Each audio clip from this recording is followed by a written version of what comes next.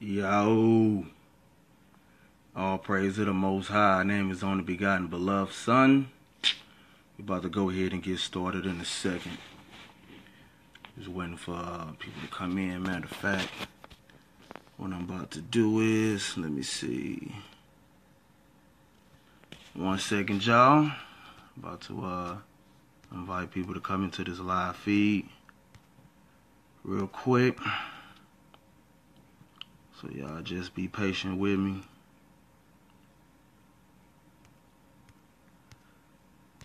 We're gonna get started in a second, y'all. So once again, be patient.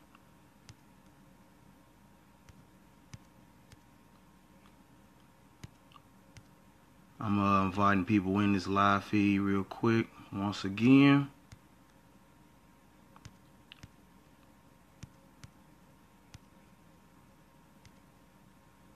Hold on, y'all.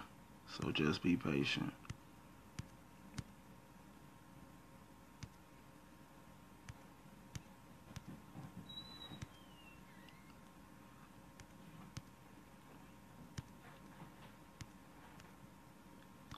Once again, I'm inviting people to this live feed. So we're gonna get started probably about another minute from now.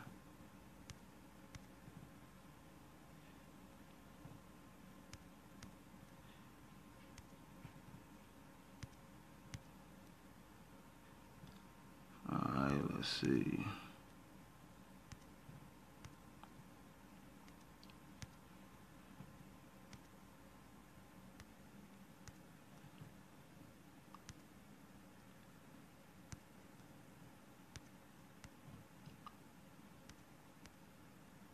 Once again, we're gonna get started shortly. So hopefully y'all getting ready, because we're gonna get some good understanding today.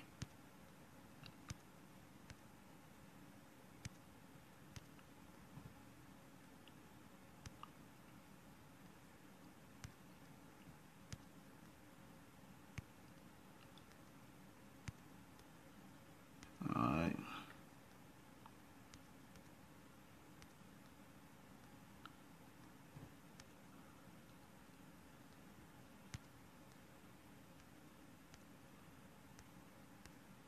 Alright. So I'm about to go ahead and get started. Shalom, everybody that's coming in. I just want to give all praise and glory and honor to Yahweh. His name is only begotten Son, Yahweh Shai, long live the King. We're about to go ahead and get started. As you know, a few years ago, I did a video called Halloween Orgies Exposed, which can be found at my YouTube channel, youtube.com/JudahYisrael314. This is the video here. Halloween Orgies Exposed. The video was like 9 minutes 43 seconds. Alright. So we about to go ahead and get on started. You know, I know there's people coming in, so I ain't want to start right away because I ain't want nobody to miss nothing. Alright. So anyway, you know what I'm going to do? I'm going to make this audio. You know, I don't usually do that. I'm going to make it audio because I really want you to really just sit and listen. So just get your Bible out. We're going to go into some of the origins. Samhain, also known as Samhain, and how it started or whatnot. So that's what we're going to go ahead and do. I'm going to make it audio. So y'all just need to just listen and just close your mouth. So yeah, that's what we're going to do. Hey, shalom, shalom, Hebrew. What it do, bro? So yeah, that's what we about to do. He said shortest video I ever did. That's right, bro. Because you know I be making them videos 8 days long. So yeah, we about to go ahead and do that real quick. All right. So, ladies and gentlemen, I know you can't see nothing, so I just go ahead and make it audio.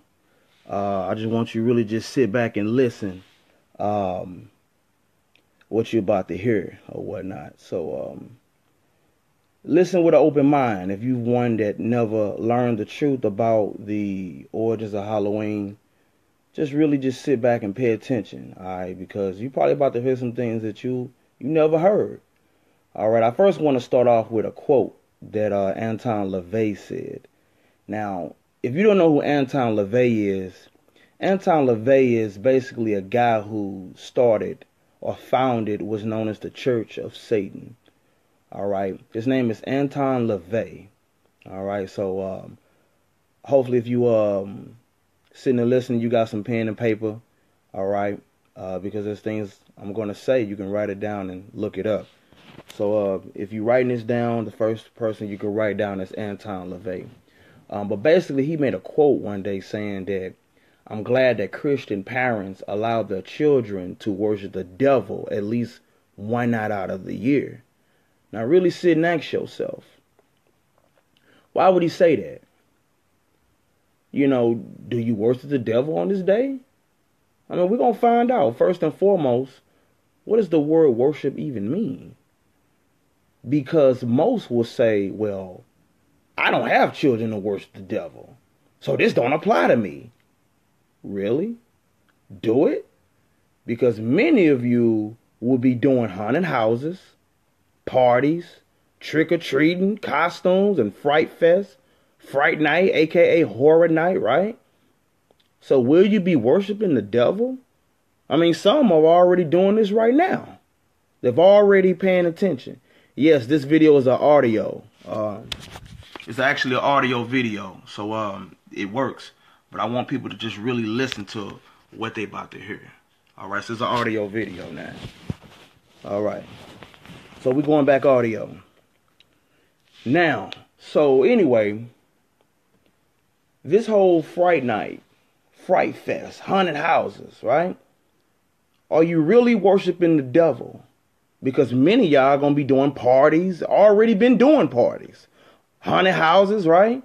Getting ready for this season that's coming in, right?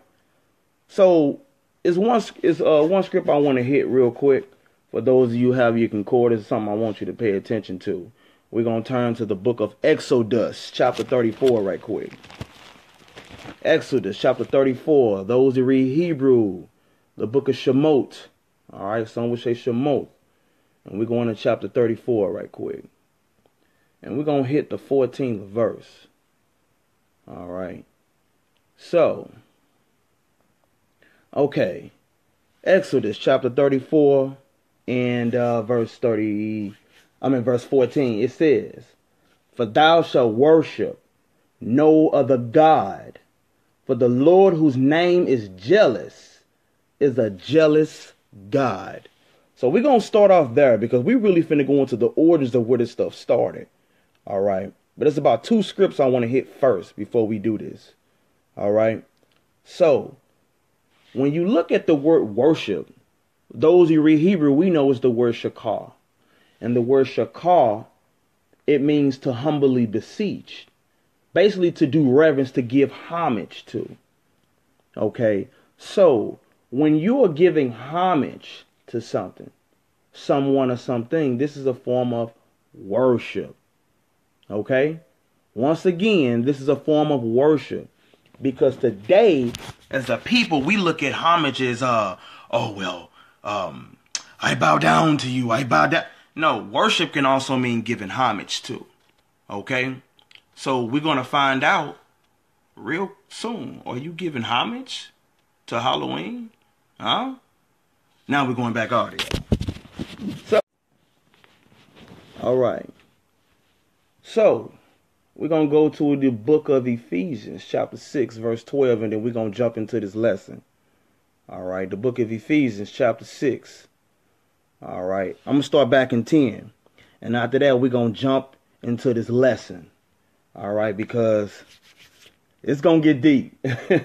Okay, Ephesians 6 and verse 10. I'm going to start there. It says, "Finally, my brethren, be strong in the Lord and in the power of his might." Verse 11. "Put on a whole armor of the Most High, that you may be able to stand against the wiles of the devil."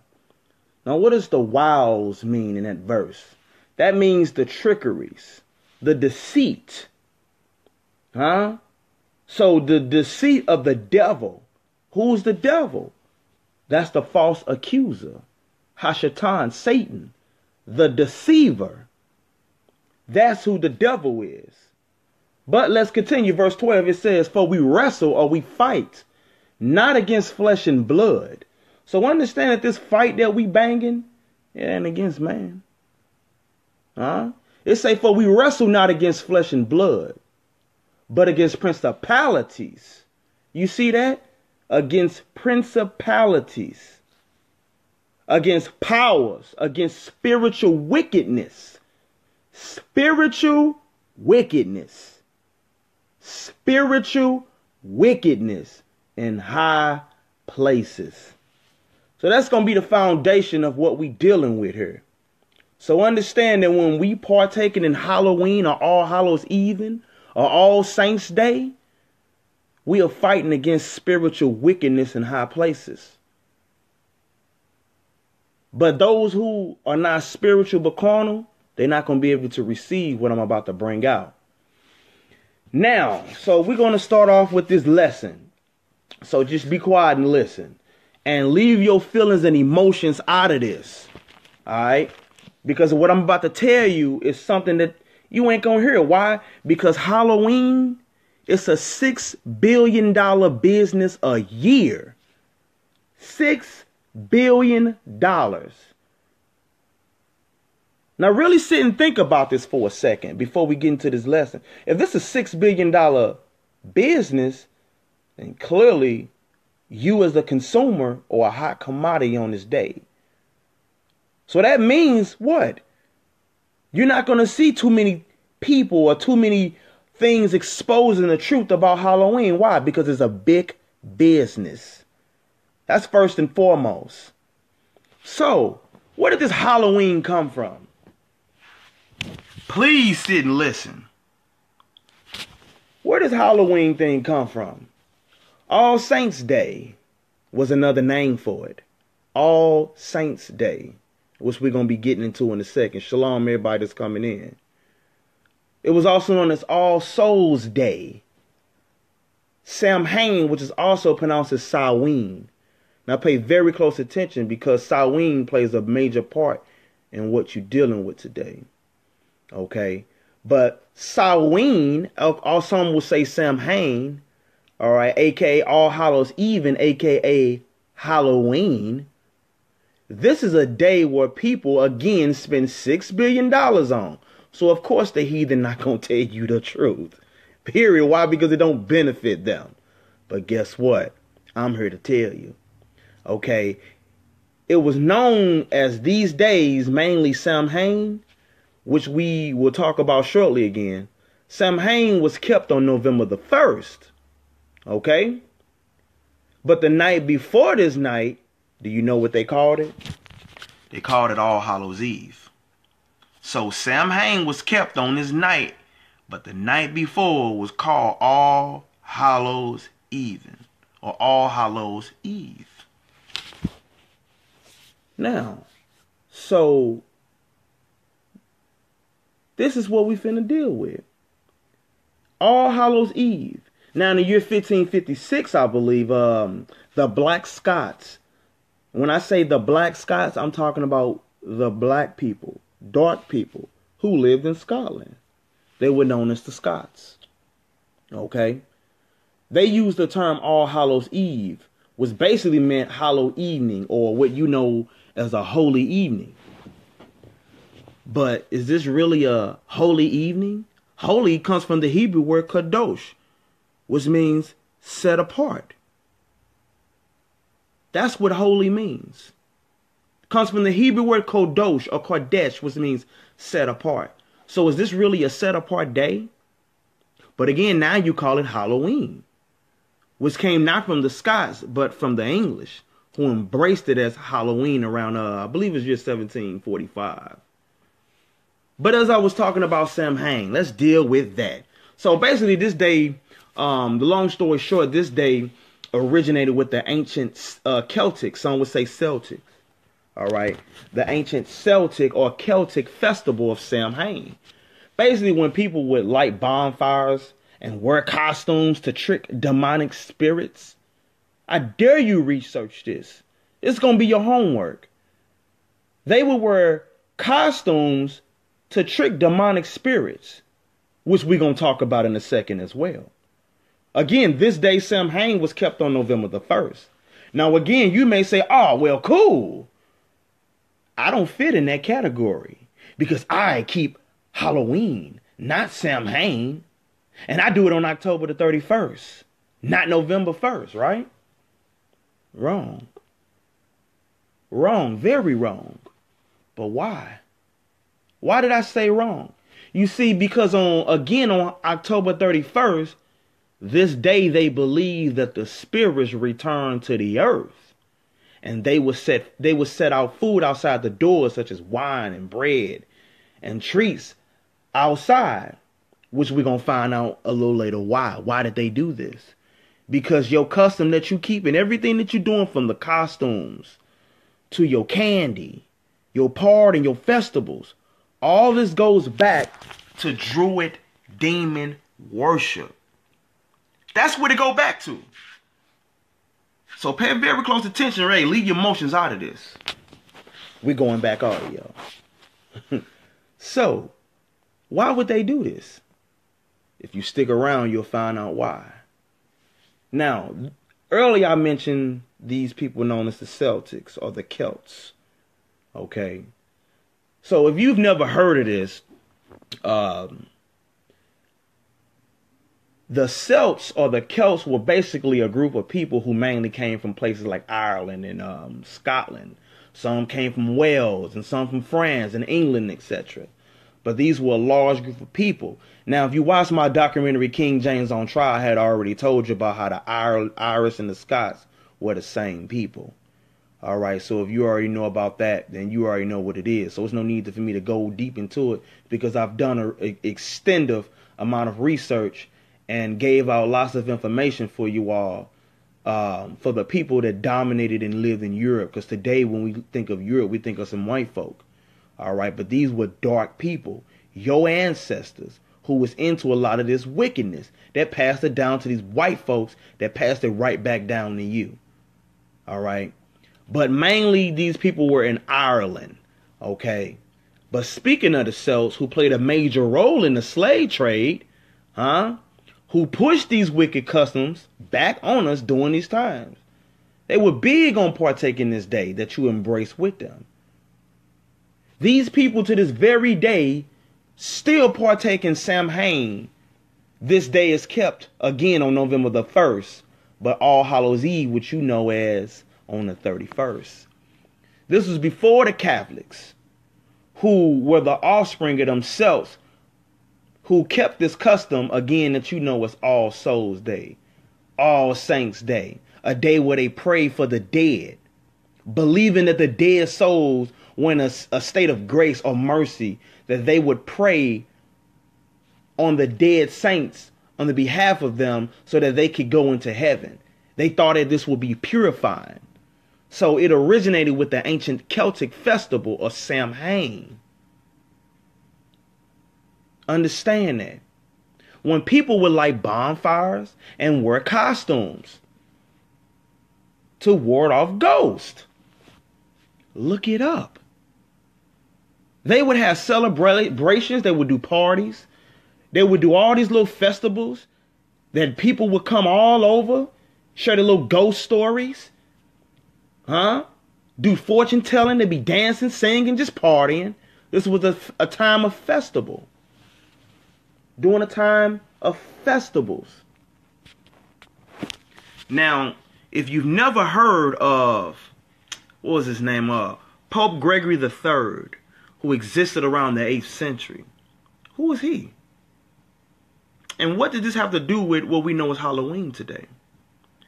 Pope Gregory III. If you writing this down, pay close attention. Pope Gregory III. Who was he? Never heard of him, huh? Anybody heard of Pope Gregory III? Let me see if we got any comments coming in. I really want to know real quick before we continue. Anybody know who Pope Gregory III is? Nobody? Pope Gregory III, around the 8th century, this idiot was the one who changed the date to November the 1st as the time to honor the dead saints then. I see one person said yes. That's what's up. That's what's up. You've been doing some studying, some research then. So check it. All Saints, they incorporated some of the traditions of Samhain, as I talked about earlier. All right. The evening before was known as All Hallows Eve, and later called Halloween, as I said earlier. This was also during the time where Roman Christians were trying to Christianize this pagan demonic day. And this is how you Christians later picked this festival up. And as usual, the Romans, of course, doing their usual drunkenness and orgies. This was their time, which made it hard for the so-called Christians back then to accept this. But when that died down, Christians later became to accept it. And as a people today, you get used to it. You get used to it. So, now, dealing with the origins. You get a book called Fossilized Customs, as I already talked about in part 1 of the documentary. On page 47, you learn how the roots of this festival comes from Druid demon worship. Druid demon worship. Now, we just got done talking about the Hebrew word for worship. It's shakah, which means, in those you know Hebrew, is the letter sheen, the letter chet, what some would say ket, shout out to my brother Mally, and the letter hey, shakah, and it means to give homage, to beseech, to stoop, to crouch. You humble yourself. That's what worship means. Today in English, worship, we think of somebody bowing down. And no, worship means to give homage. So if you pay very close attention, shamai, which comes from the Hebrew, which means to listen, to hearken. If you shamai, you're going to learn that you are giving homage. You are worshiping Satan. Now, if you don't believe in God or the Bible, turn this off. This ain't for you. Alright? But we finna go back audio. Okay. So, now, as I said earlier, this goes back to Druid demon worship. Now, have you ever thought about on Halloween why this is a dreaded occasion? Why this is a scary occasion? Why you always see ghosts, demons, things like that? I mean, why? Why on this day? I mean, really sit back and ask yourself this. Because the answer's finna come, but I want you to really sit back and think, why ghost? Why is something who's called Halloween, which means hallowed evening or holy evening, is associated with the damn dead? When that's not holy. It's not a holy evening. It's a dreaded occasion. So why the ghost? Why? Really sit and think about that. And if you can't answer that question, you need to listen. Shammai. This was a day where they believed that time stood still and ghosts, or should we say spirits, roamed the earth. As I stated earlier, if you were paying attention. The Celts would go outside during the Samhain festival in masks and costumes. Oh, sounds a little familiar today though, don't it? What people walking around looking like and dressed like on Halloween? Ghosts, spirits, the dead. But why? And you call it Halloween, which means hallowed evening or holy evening. So why that? Where did these whole costumes come from? Huh? Really sit and think about this. Why do they dress like ghosts? Do you know that these Druid demon worshippers would put animal skin on, dressed like fairies and ghosts? Huh? Do you know why they did that? To trick these demonic spirits into thinking that they were a ghost. So let's get into that. Let's get back into it. So again, during these Samhain festivals, the Celtic demon worshippers, again, they would dress up in animal skin, dress like demons and ghosts and fairies, like I was just saying, of course, to trick these demonic spirits, these wandering demonic spirits. Let me stress that, because I said earlier, this was a time where they believed that the ghosts returned to the earth and walked the earth. They were the walking dead. This was the night of the living walking dead to them. It wasn't just a TV show to them. I'm going to repeat that. This wasn't just a TV show for them. Period. They wanted to trick the wandering demon spirits into leaving them alone, thinking that they were ghosts as well. Speaking of this Walking Dead TV show, because I actually watched this show. And if you one who watched the show, I believe we on season 8 now. If you watch the show, you will notice that when they outside, like what's the lady with the locks, Michonne, with the locks, you know, who's now dealing with the white boy, Rick, or whatnot. Did anybody notice that there was a show where she cut their arms off and she tied them up in chains? You remember that show? And she had the blood and stuff on her, so that that these dead could smell it, so that they can think that they were one of them. Anybody remember that show? I'm really asking, do anybody remember that? If not, look it up. Michonne, because, yeah, look it up, because this is where you can do some homework on this. Because y'all love this day. So, yeah, you're going to do some homework. But the character Michonne in the Walking Dead show, she would walk around, and if you never watched the show, with these dead, they were called walkers. You know, they make the little sounds or whatnot, and they eat the people, and they turn into a walker or whatnot. But anyway, she was walking around with these walkers, all right, and had the little blood on her, you know, and which came off a walker or a dead body, of course. And the walkers thought that she was one of them. She walking between the crowd and tricked the dead. But guess what? You think that's just a TV show? No, a lot of these little ideas that they get to put in their shows, you got to remember the so-called white man had their own customs. So, of course, they're going to incorporate their customs of their ideas into the television shows. It makes sense. It just makes sense. Which will explain where they got that from. Because back then, on Samhain or Samhain or whatnot, yeah, you say you seen it, yeah, no doubt. So, Michonne did this to trick the ghosts. But guess what? On Samhain, they did the same thing. On Samhain. But it was a little different because they would dress up like ghosts to trick the demonic spirits into thinking that they were one of them. But as usual, when you, yeah, no doubt. That's exactly what we're talking about, Walking Dead.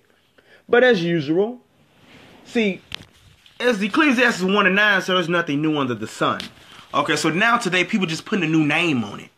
All right, so when dealing with this, matter of fact, let me grab that right quick. Ecclesiastes 1:9. Hold on.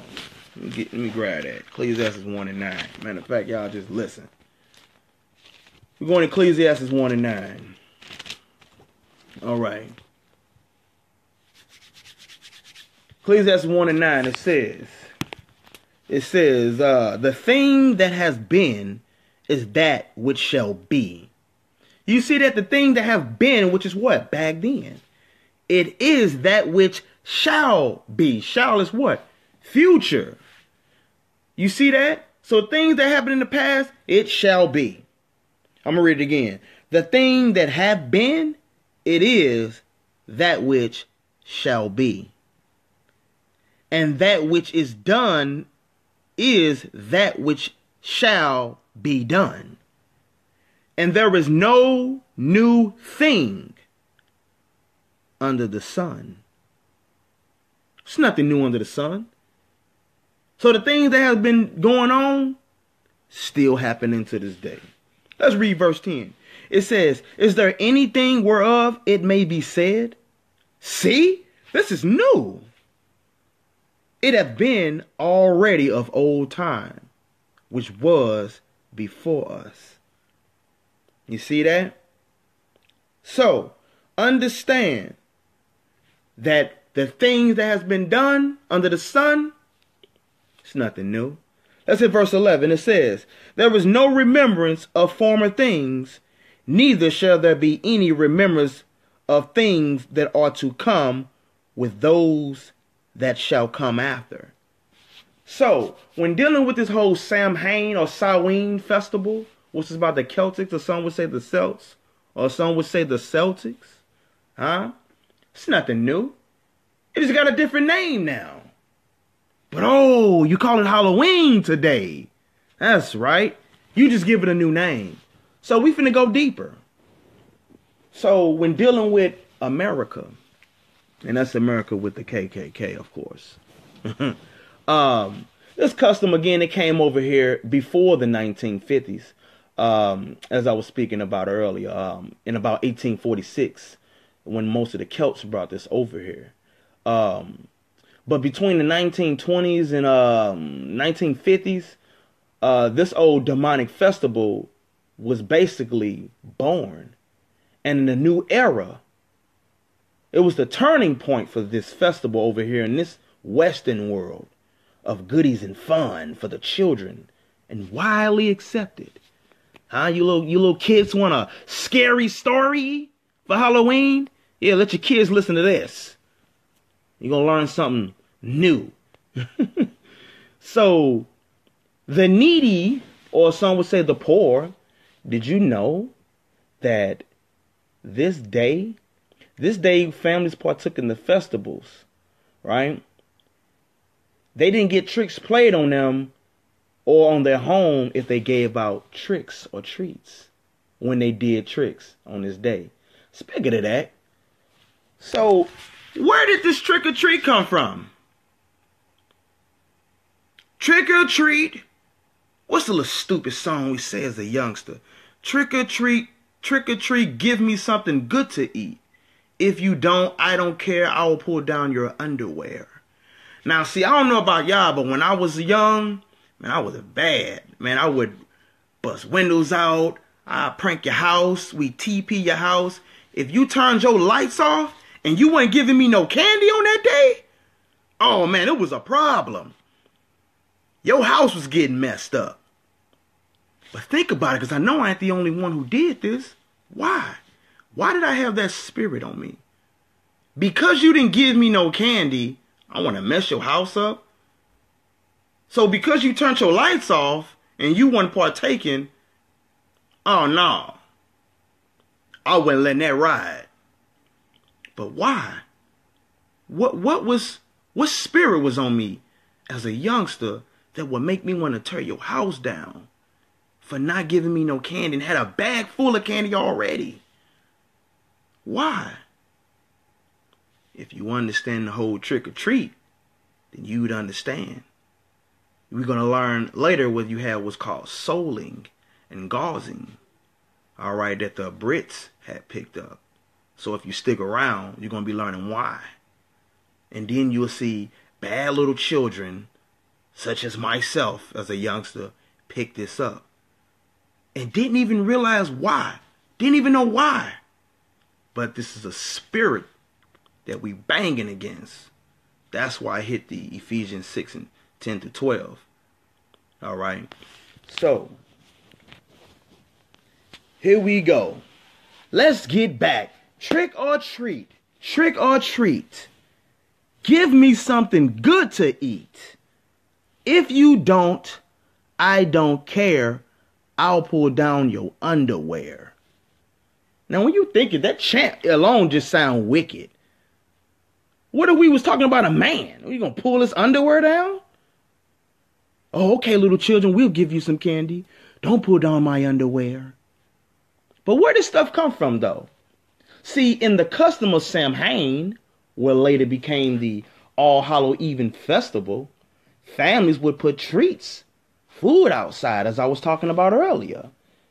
They put food outside. They did this in the fear of demonic spirits with the hope that no harm would come to their house. Sounds like me, because I would have been the one back then tearing their house apart. And then, I used to run track, so I was really fast. So I had no fear. I would tear your house down and be halfway down the block before you realize something happened to your house. So it didn't make me none. I just go to the next block. Find out, all right, you don't give me no candy? All right, your house getting tore up now. But not knowing that this whole thing back then is stemmed back from that. And remember, whether you know this or not, ladies and gentlemen, what you partaking in this ritual was very spiritual. So we're going to go deeper into this Halloween. So anyway, they did this in fear that these spirits, again, would do no harm to their household, and to calm these demonic spirits to keep them from playing tricks on them. I'm going to repeat that again. They did it to calm these demonic spirits to keep them from playing tricks on them. Trick or treat, huh? Now, around the Middle Ages, the needy, again, will go from house to house. They'll be begging for treats, such as soul cakes. Soul cakes. Now, how many people know about that? How many people really know about these soul cakes? The needy, again, will go and ask for these soul cakes in exchange for prayers for their dead relatives. This was called souling. Souling, like soul, souling. So they would do prayers to the dead. How many people ever heard of souling? So why do people go from house to house begging for candy? The same parents tell them, oh, don't take candy from strangers, but you allow them to do it on this night. What a contradictory. But why go house to house? Where does it come from? It came from the custom of souling. That they would go from house to house, begging for candy and food, money and drinks, in exchange for prayers and chants for the dead. They do tricks for your treats. They would do tricks for your treats. They would do tricks for your treats. Poetry, singing, dancing. This was called souling. And you got your children partaking in this willingly. Notice I said willingly. Because we know that some people have certain situations. But we talking willingly. You willingly got your children partaking in souling. I don't worship the dead. What does worship mean? Again, it comes from the word shakar, which means to give homage. You are having them partaking in a ritual. And you don't even know it. But that wicked spirit that come out of you do know it. That knows. But we're going to go deeper. So pay attention. Pay attention. Again, if you just coming in, Shalom, Hebrew. If you just coming in, we on the trick or treat part. I was explaining in this custom of Samhain, or also known as Samhain, but the night before that, November 1st, which we got October 31st, it was known as All Hallows Eve, which they called a holy night, which they believed that the dead souls roamed the earth and that time stood still. So the families would put treats outside their front door. They did this in the fear of demonic spirits so that they would hope again to trick these demon spirits into not harming them or their household. And we got to talking about souling. Souling. They did this, and the souling mainly was on the 2nd, okay, on All Souls Day. So this festival was more than one night. But anyway, the poor people again would go from house to house begging for treats, such as soul cakes, for exchange for prayers for the dead relatives. This was mainly also kept in Britain too during the Middle Ages. This was again known as souling. And we're going to talk about this gauzing too. That's what we're going to talk about. Gauzing. What's gauzing? Ask people who keep Halloween. What's gauzing? Where'd it come from? This goes all the way back to the Middle Ages, where the little youngsters would dress up in costumes. They go from house to house. So you see how the custom picked up on the same day? They go from house to house, begging for treats and money, doing tricks in their costumes. Ask yourself, why is this a holy evening or Hallows Evening or Halloween? Why are we dressing up like the dead? Why? Why are we asking for candy? Why are we going from house to house? Why is this a scary, dreaded occasion? Why? Why the pumpkins? Oh, we're going to get to the pumpkins. If you've read Fossilized Customs and learn about this custom, you already know what's up. So why are your pumpkins? So, let's get back to it. We're going to get on back to it. So, again, gauzing. Your young children back then would dress up in costumes, like I said, for money, food. They would do chants for them, or tricks for them, telling jokes for things. Sounds familiar, don't it? Ain't that what you got your children doing? Huh? Sounds familiar. Guess what? These Irish and Brits and Scottish people, guess what they brung? Guess what they did when they brung their wicked customs over here? They pushed it on you.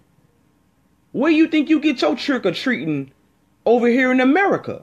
This is why you tell your children, look, this is why you tell your children you're going trick-or-treating. Why not tell them you're going Halloweening? Why do the children say trick-or-treating? Why? Why they call it trick-or-treating? Why not Halloweening? Why not they going to collect candy? But oh no, they're going trick-or-treating. Why?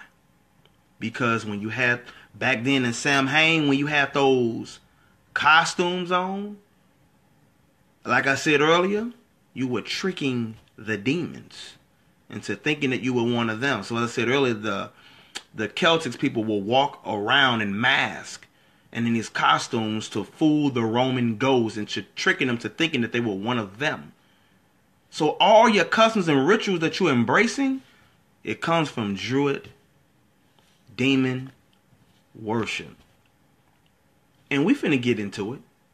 We're gonna go further. Oh, that's right. You're going to have your pumpkins. Your pumpkins. Did you know that the Samhain people or Samhain Celtic demon druid worshipping people would have bonfires and they would sacrifice children? But not just any children though. They would kidnap women. And when they kidnap women, they'd rape these women, get them pregnant. But they're not just any women. These women were virgins. They wanted the child to be pure. Pure sacrifice. Reminds me of that movie, I think it was called Wicker. Anybody know that movie? Put the name of that movie. I'll shout it out. We might talk about the whole Wicker thing too. The Wicker tree. All right. But anyway, these children, okay, pay very close attention what you're about to learn. These children will be sacrificed, okay? But guess what, though? You see women getting kidnapped and all that, children. This is nothing new. If you learn about Molech or Moloch, the elites, they do is known as the cremation of care, the Bohemian Grove. 75 miles north of San Francisco.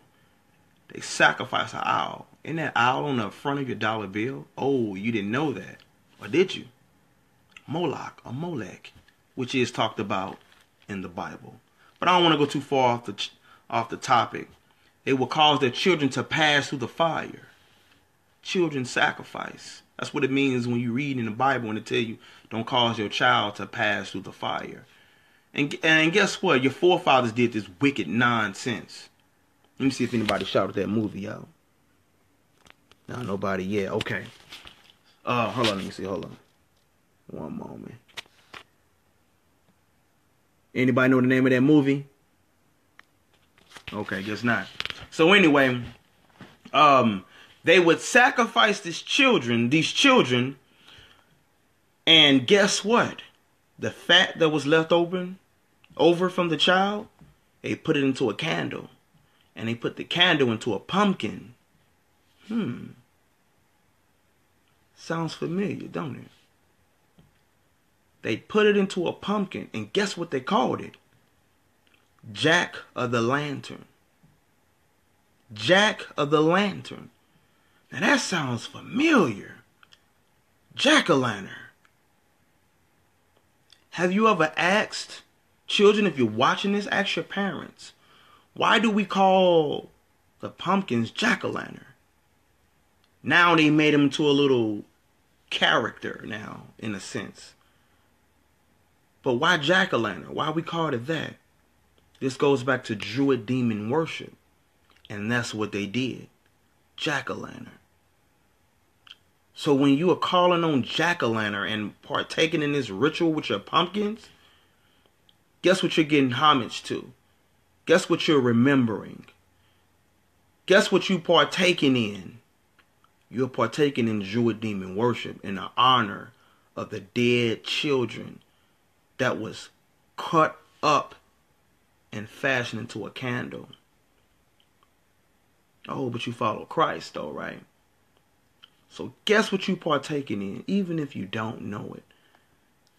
Anton LaVey of the Church of Satan again. He thank you Christians who out there, parents, that you allow your children to partake in Halloween. Or worship the devil one night a year. But you don't know what worship means though. You think worship again is you dealing with a Ouija board, or you got candles around and things like that, or you got a shrine. No, that's a form of worship as well. But worship, again, it comes from the Hebrew word shakah, which simply means to give homage to. Anton LaVey knows that. But you don't know that because you barely know English. So, but guess what though? You're going to have your pumpkins? Huh? You're going to have your bonfires telling your ghost stories? Not knowing you partaking in the orphans of the sun? Huh?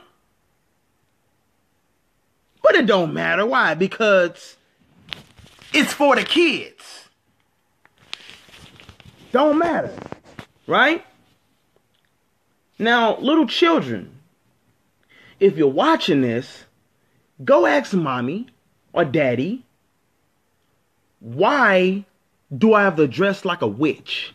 Why are there things of witches that's walking around? Why do we see pictures and images of witches or fake witches? Why that? Why a witch?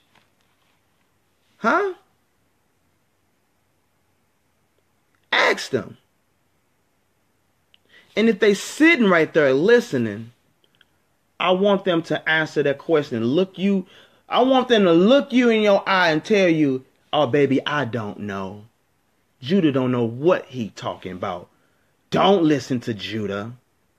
See, you grown-ups, I'm done talking with y'all. I'm going to talk to these babies because at least they going to listen. They got the common sense. Turn your Bibles to Exodus chapter 22, verse 18. Let's read that. Can we do that? Let me grab it right quick. Exodus, or the book of Shemoth, for those of you reading Hebrew. Chapter 22, verse 18. Let's see how the Most High felt about witches. Check this out. Because there were witches back then. The male witches were known as wizards. Right? What's that little movie? The Harry Potter movie. Teaching us to embrace witchcraft. There's a website called Wikipedia.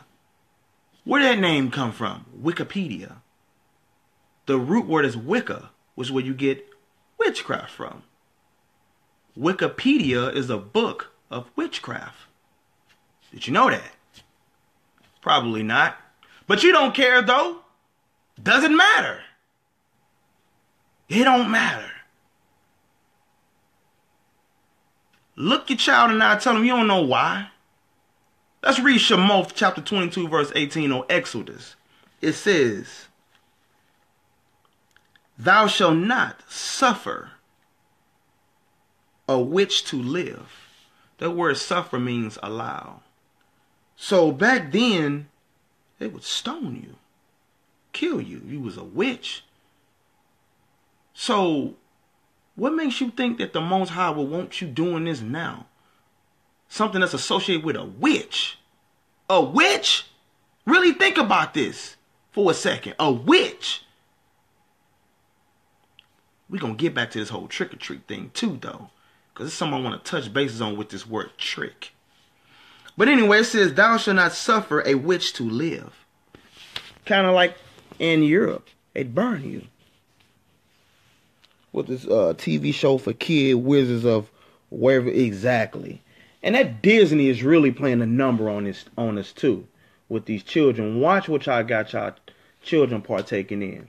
A lot of people don't even know that the number 666 is in the Disney logo.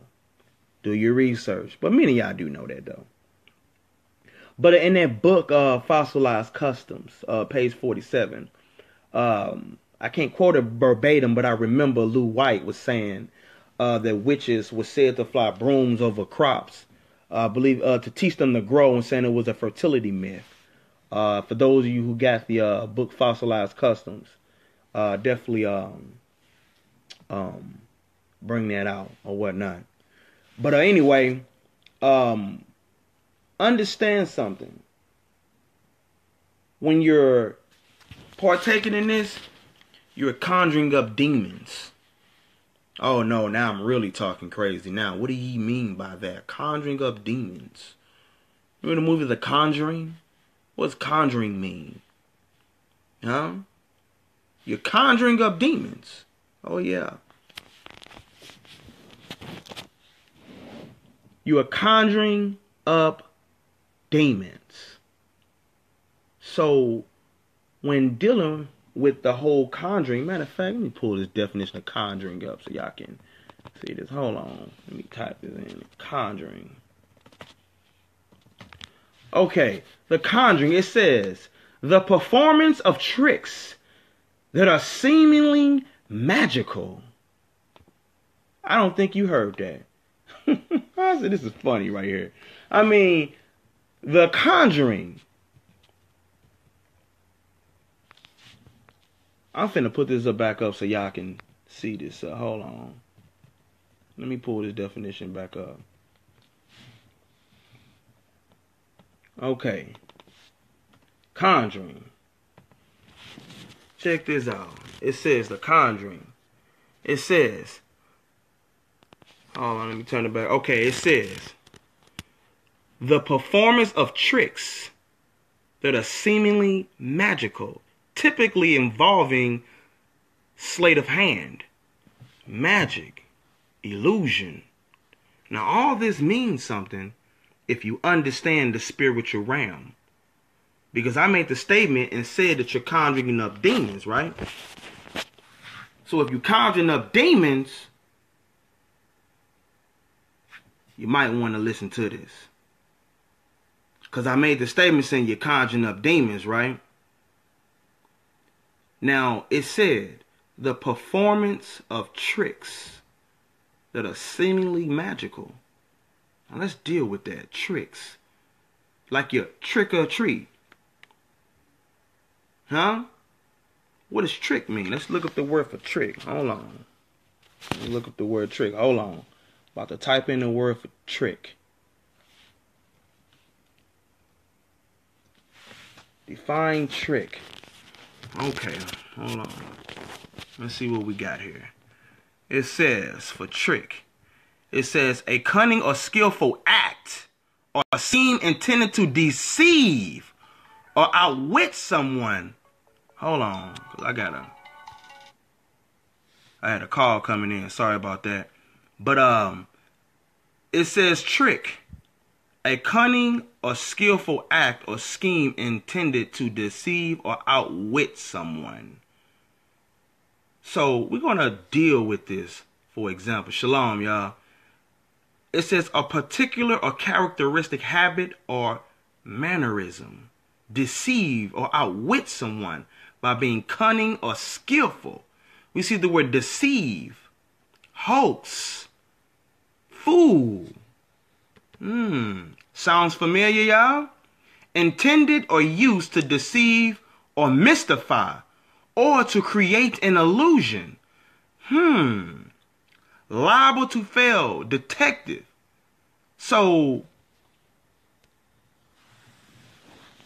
right, tricks are for kids.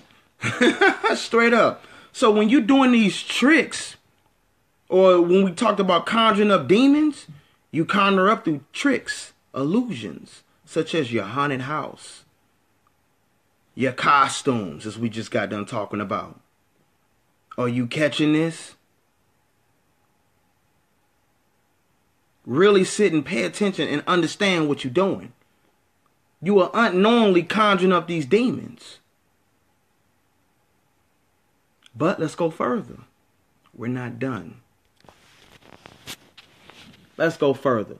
So, like I was just saying, this whole thing that you're doing, you're conjuring up demons. So for those of you coming in, if you don't have no clue what I'm talking about, one, you're not spiritual. That's the first thing. So we just read earlier with conjuring the performance of tricks that are seemingly magical. Typically involving sleight of hand. A conjuring trick. When you invoking something, we just learned that trick is a cunning or skillful act or a scheme. It can be used as a mischievous practical joke. What are people doing on Hallows Eve? When you're trying to pull a fast one on somebody, what is it that you're doing? Really sit and think about this for a second. Oh, yeah, I see the tricks are for kids. That's right, bro. Straight up. So, when you're playing a mischievous joke on somebody, that's tricking. You ever heard somebody say they did a conjuring trick for somebody?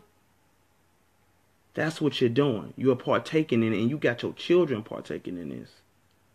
A trick is a hoax. Something that isn't real is an illusion. Such as you walking around in costumes like ghosts. So when you celebrating Halloween in any way, such as your costumes, your candy, and their parties and festivals, you are actually partaking in an old ritual. Souling, galling, Samhain. Different name, same thing.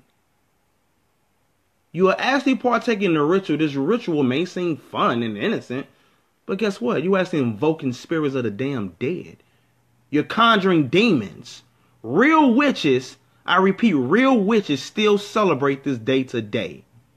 It's a high holy day for them. Halloween, holy evening for them. So when you're celebrating Halloween, you are engaging in a belief system of necromancy, calling upon the dead. Now, yeah, you may not realize this, but this is what you're actually doing. For example, our forefathers, when you read Shemoth chapter 32 or Exodus chapter 32, you learn how, you remember the story where our forefathers, they made the golden image, that golden calf. This was giving homage to another god, another deity, an idol, which of course has spirits on it. And the Most High was upset. Why? Because he's a jealous God. You can't take something wicked and put the Most High name on it. Nor can you make it clean. Speaking of that, what's that scripture? Job 14:4. Let's grab that right quick. The book of Job. Let's go deal with that real quick. What was sister say? Even if you decide to wear angel costume, right? A princess, a king, you're still partaking in it. Because I was talking about earlier, they did this. They were dressed like little fairies and stuff like that. And they did this earlier. I talked about this earlier. So yeah, definitely go back and check that out or whatnot. They did this to trick and deceive the ghosts into thinking that they were one of them, into leaving them alone or whatnot. So this whole dressing up and costume act, it comes to us from this Druid demon worship festival. That's right. We're going to go to the book of Job, chapter 14. For those of you just coming in. Book of Job, chapter 14. All right, verse 4, it says. He asked a question, said, Who can bring a clean thing out of an unclean? That's a question he's asking. Who can bring a clean thing out of an unclean? Not one. Not one. Nobody can do that. So that means you can't take something that was evil and wicked or unclean and make it clean. You can't do it. If you have the Apocrypha, let's grab, I believe it's Sirach chapter 34. Also known as Ecclesiasticus in the Apocrypha. You get the original King James Version Bible, which was authorized to be translated in year 1611. You have a book called Ecclesiasticus, also known as Sirach. Not the drink, guys. But in here, in the book of Sirach, some would say Sirach, chapter 34 is where we're going. All right? That's where we're going next. I did do a video called Apocrypha on Trial, so you check that out too. Learn why they took these books out. Okay, so Ecclesiasticus chapter 34 and verse 4.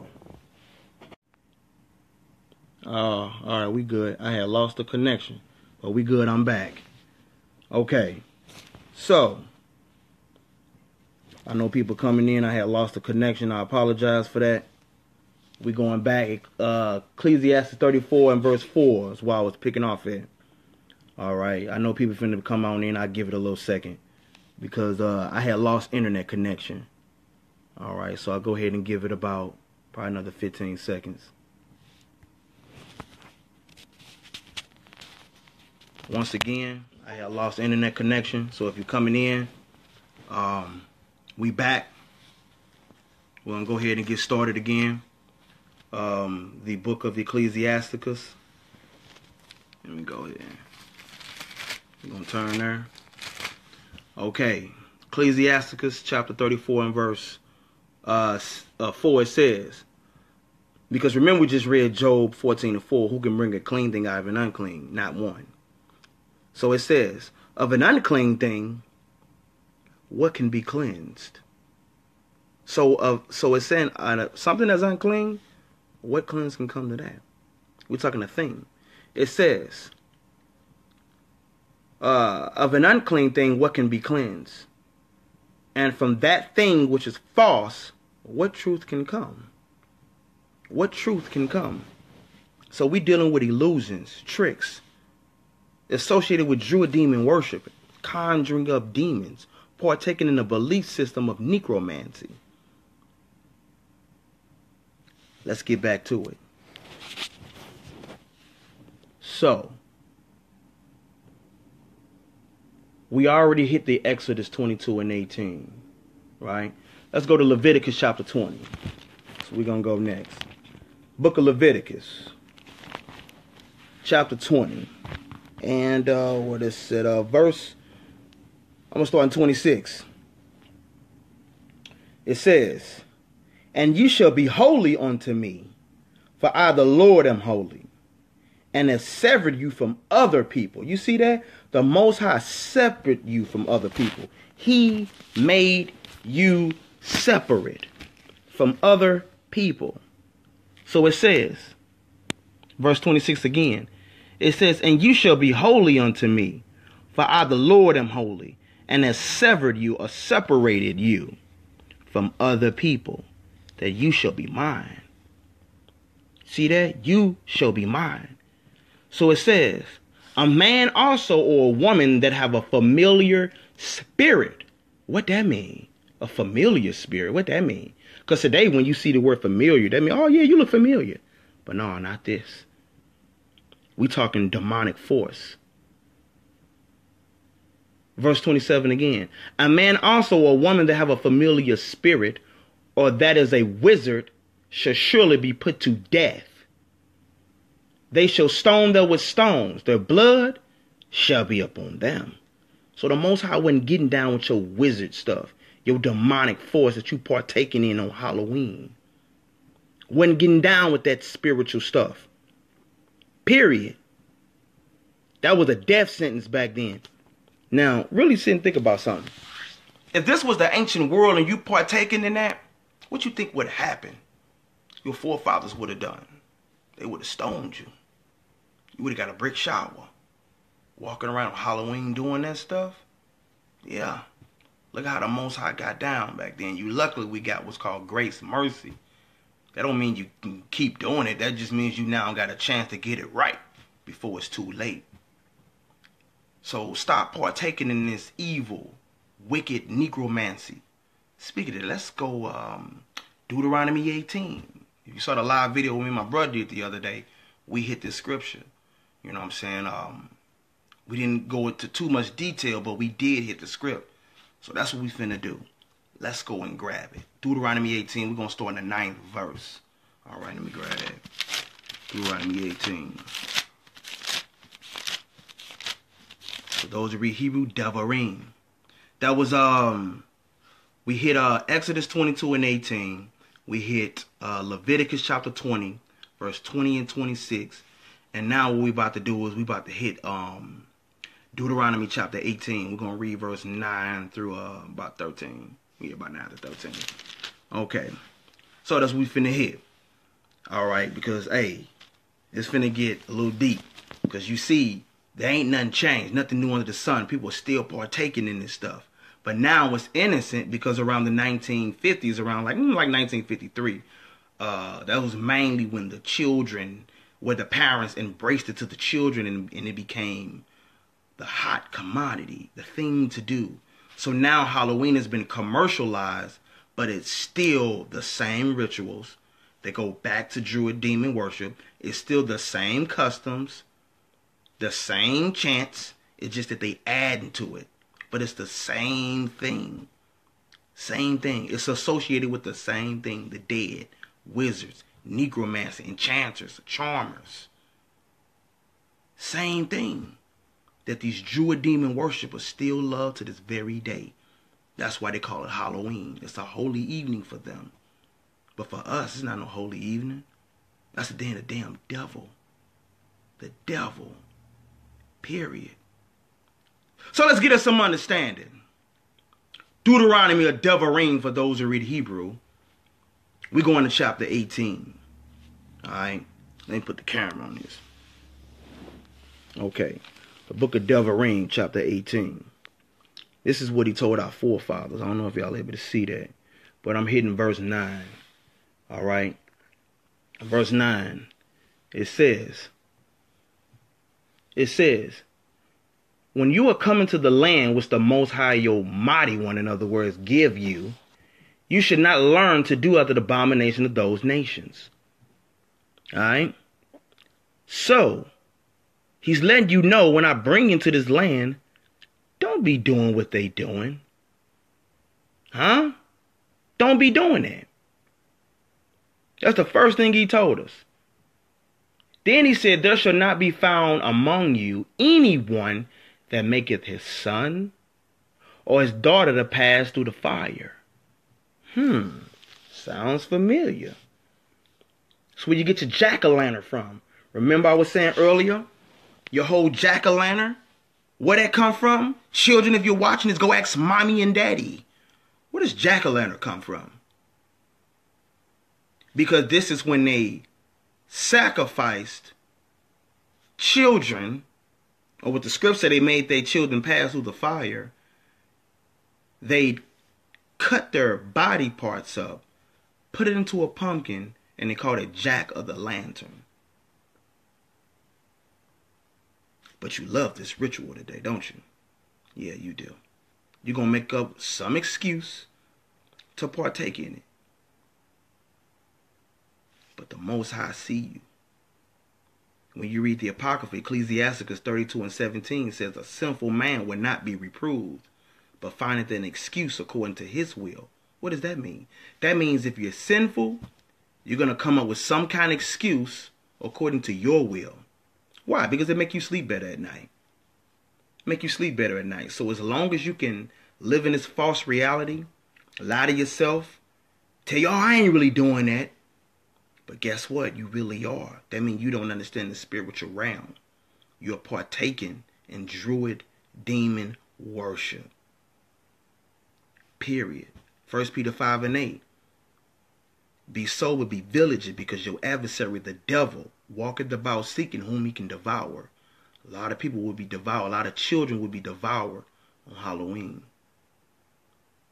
Let's get back to it and get us some understanding. So, we in Devarim, or Deuteronomy chapter 18. I'm going to start back in verse 9. It says, when you are come into the land, all right, which the Lord your God giveth you, you shall not learn to do after the abomination. That's a wicked, disgusting act of those nations.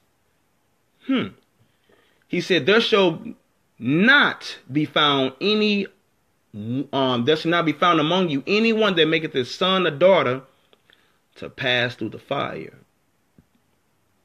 or that useth divination. There go your black magic. What they gonna be doing? What is it associated with?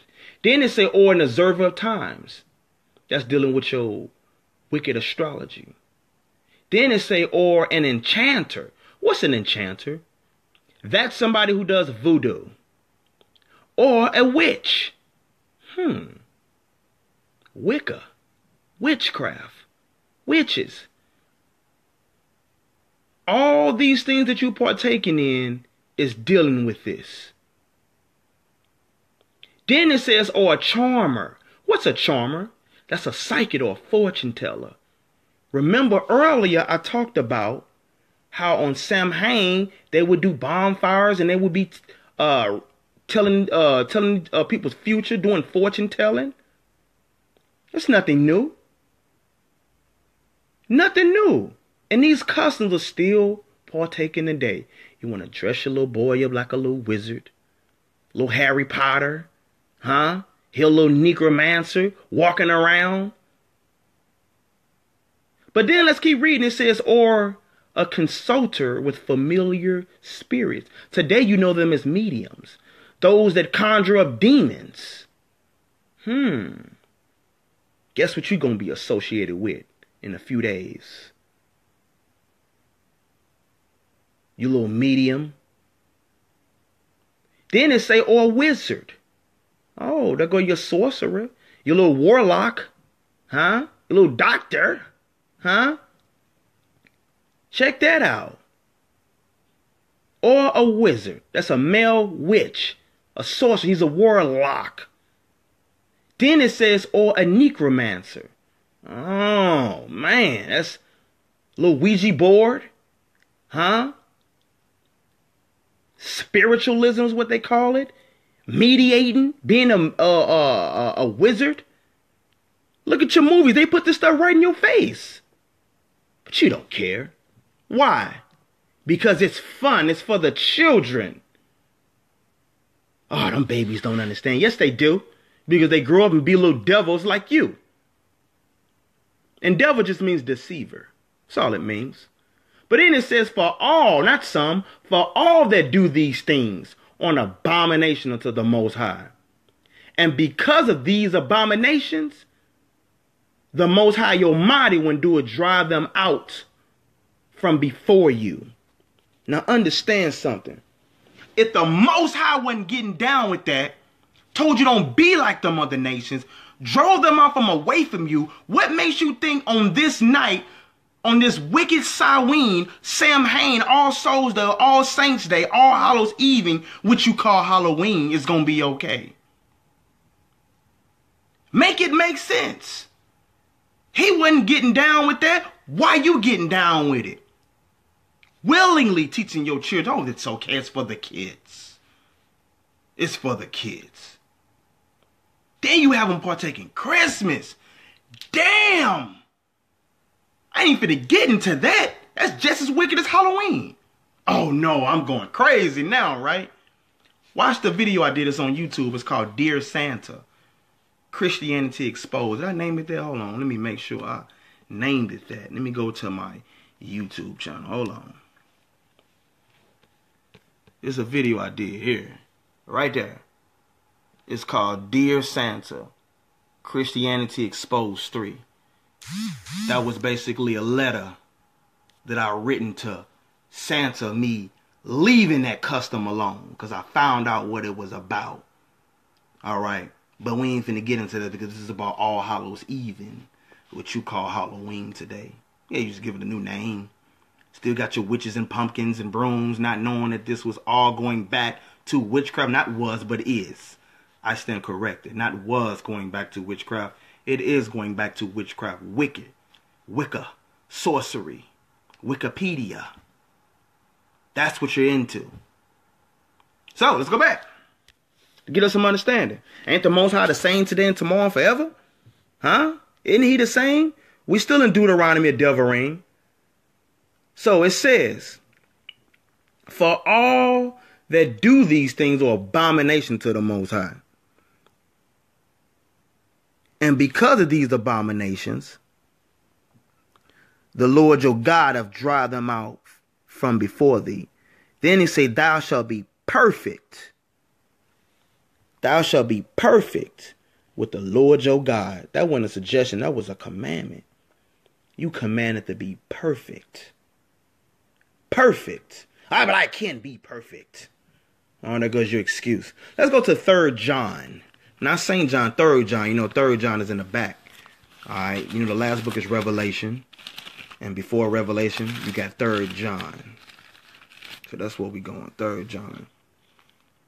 All right. Right before the book of Jude. 3 John. All right. It says, beloved, follow not that which is evil. Don't follow that which is evil, because that's what you're doing.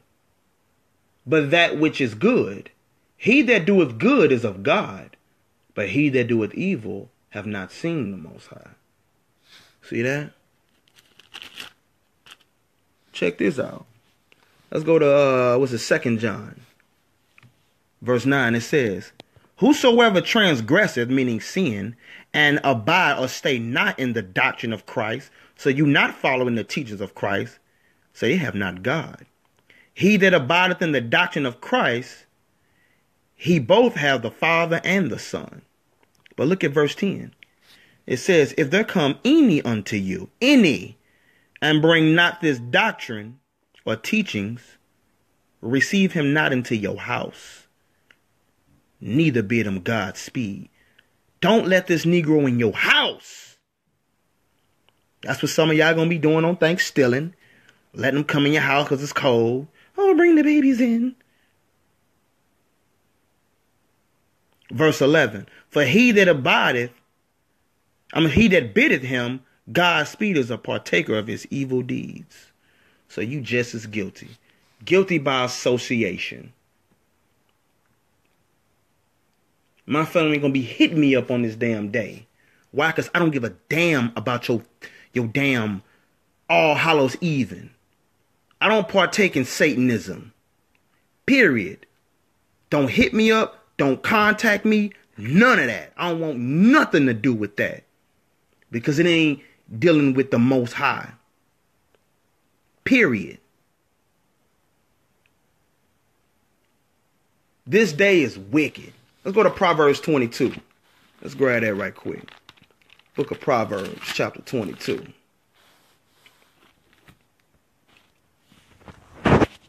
Hold on. We're going to Proverbs 22.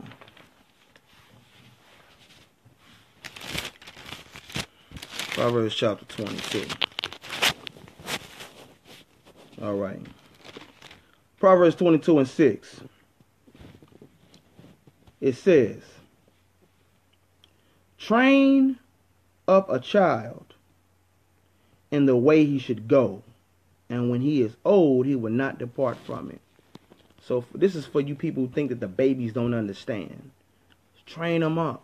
They do understand. They can do all these latest dances. They know all the songs on the radio. They know how to cuss and all that. They understand. Train them up. These babies know. It's your ignorant behind that don't know. And ignorant just means you don't know. The root word of ignorant is ignore. You choose to ignore this.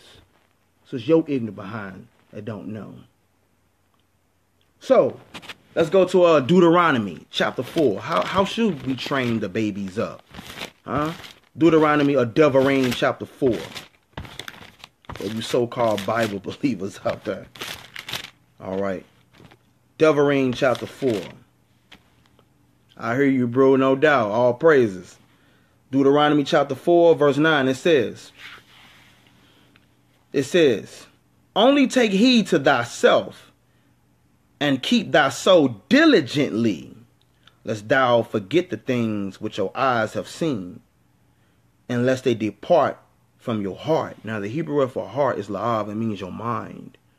All right? Lest they depart from your mind is what he's saying. Then it says, all the days of your life, but teach them your sons and your sons' sons. So teach these to your babies and they babies. Because you're going to be grandparents one day, right?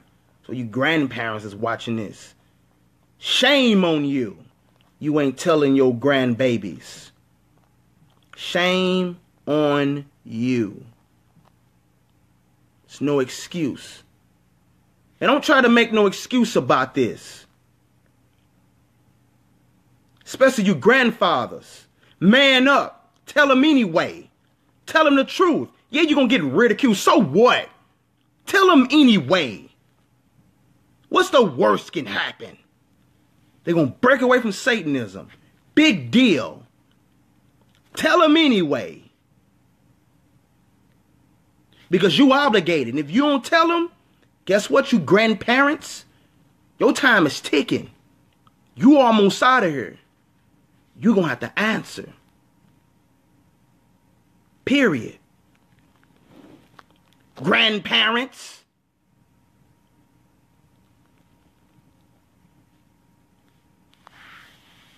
All praises, bro. I follow the Most High. That's what we follow. All praises. Let's continue. Verse 10, it says, especially the day that you stood before the Lord your God in Horeb, when the Lord said to me, gather me the people together, and I will make them hear my words, that they may learn to fear me all the days that they shall live upon the earth, and that they may teach their children.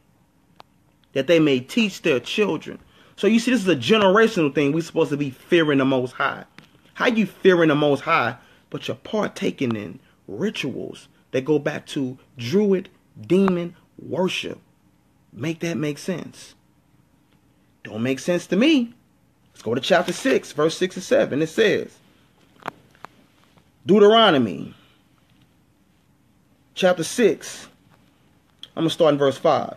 And thou shalt love the Lord your God with all your heart, and with all your soul, with all your might. And these words which I command you this day shall be in your mind, your heart.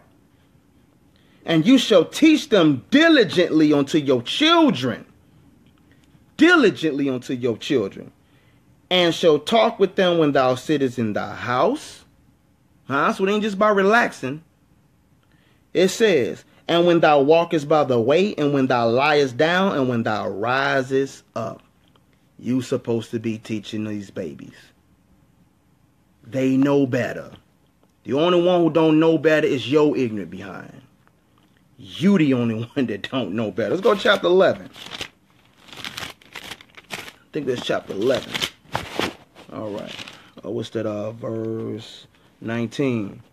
It says, and you shall teach them diligently.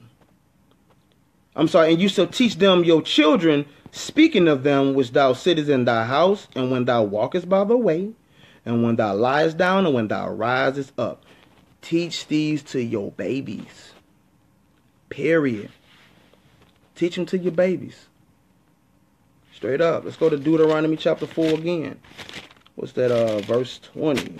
Deuteronomy 4 and 20. It says, but the Lord your God of take, it says, verse 40, I'm tripping. It says, thou shalt keep, therefore, his statutes and his commandments, which I command you this day. It says that it may go well with you and with your children after you. So you see that? The Most High telling us, you keep these commandments that go well with you and well with your children. Yes, your babies. Don't you care about them? Tell them. So it'll go well with you. Alright? Let's finish this though. Verse 40, it says, and with thy children after thee, understand that, and thou mayest prolong your days upon the earth. You want to live longer? You want to prolong your days on the earth? You best get to it. Then they say, which the Lord your God giveth thee forever. Now think about something. Parents, you tell your child, you're supposed to honor me. The 10 Commandments, one of the commandments is honor your father and your mother, that your days may be long upon the earth that the Lord your God giveth you. Right?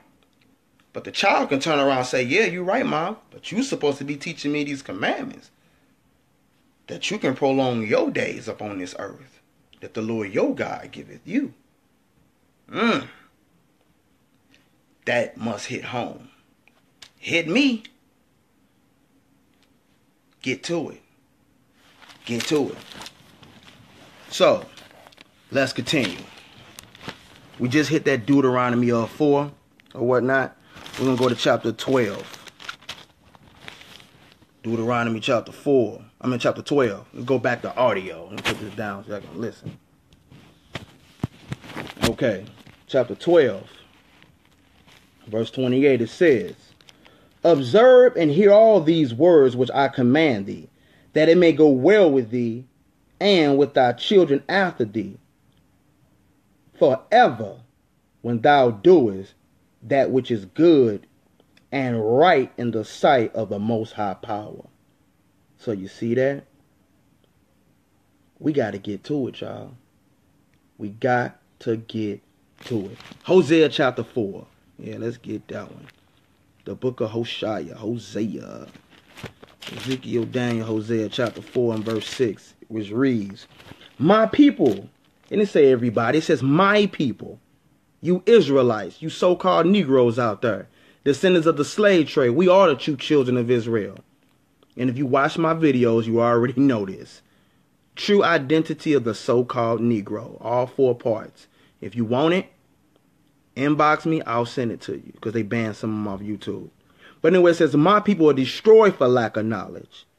Because thou hast rejected knowledge, I will also reject you. See that?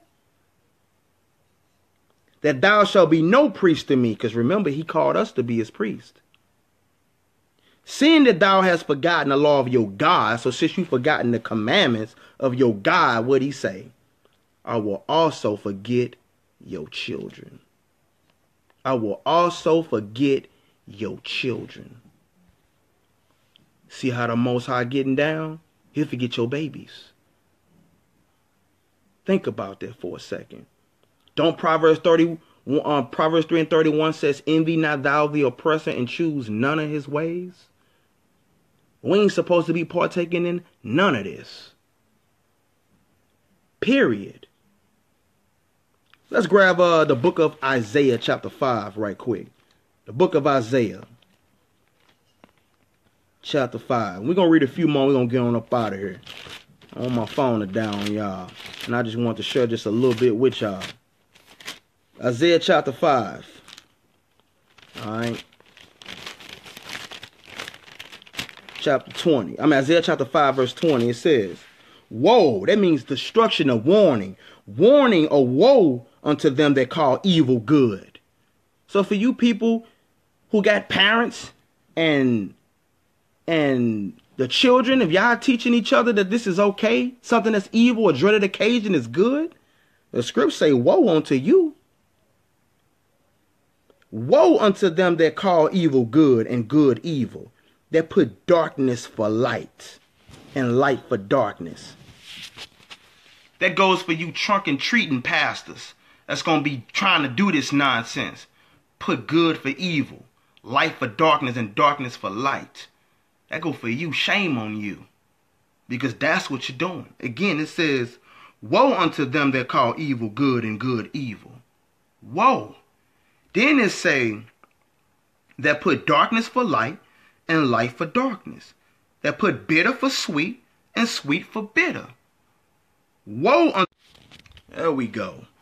We back. All right. So now we back.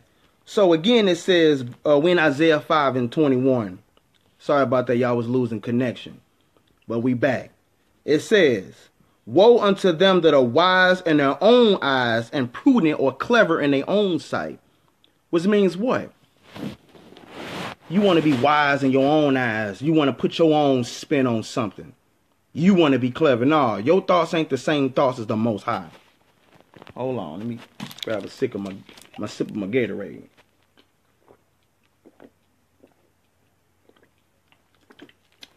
That's so good.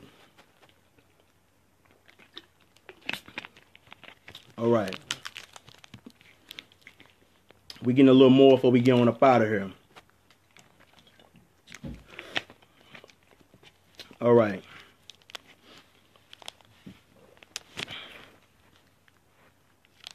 The Apocrypha. Let me pull my Apocrypha up because I ain't got it. It's down here buried in some of them books. I'm not finna look for it, but I do got it on my laptop. Ecclesiastes 3. When you look in the Apocrypha. And verse 24. That's what we finna grab. It says, for many are deceived. That means what? They're fooled. They're tricked by their own vain opinion. Now, what that means? I mean, many people are going to be fooled by their own worthless opinion. Period. It says, and an evil suspicion of overthrowing the judgment. So by them having an evil suspicion about something, they're end up making a bad judgment. Let's hit Romans chapter 10 right quick as well. Romans chapter 10. Let's grab that. Verse 1, it says, brethren, my heart's or mind's desire and prayer to God for Israel is. So he's praying for his people, the Israelites, us, that they might be saved. What else did he say about his people? For I bear them record, the children of Israel, that they have a zeal of God. Don't that sound like your church folks today? Because many of them are Israelites, they just don't know it. They got a zeal for God. They go to church every Sunday. They pray a lot. Give to the homeless. They help people. They got a straight zeal for the Most High, no doubt. But guess what, though? But not according to knowledge. They don't have the true knowledge of the Father. But they got a zeal for God, but not according to knowledge.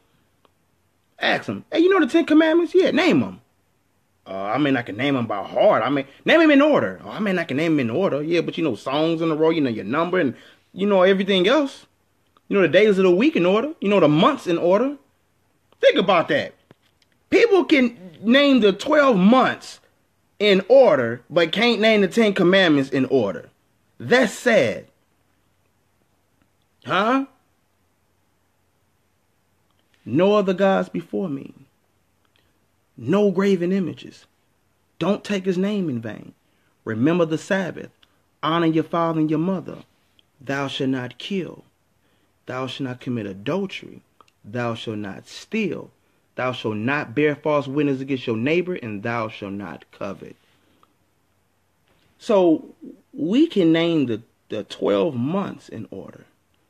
Huh? Know all the holidays. About when they come around. Huh?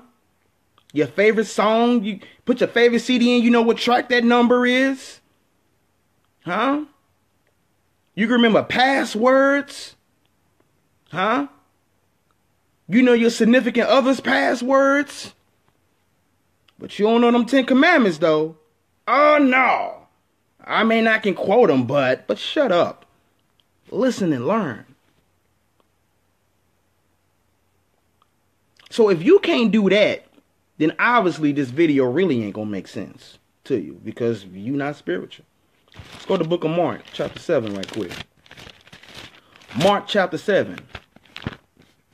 And somebody who's been going to church all their life probably don't even know where the book of Mark is because they don't be in their Bibles. Period.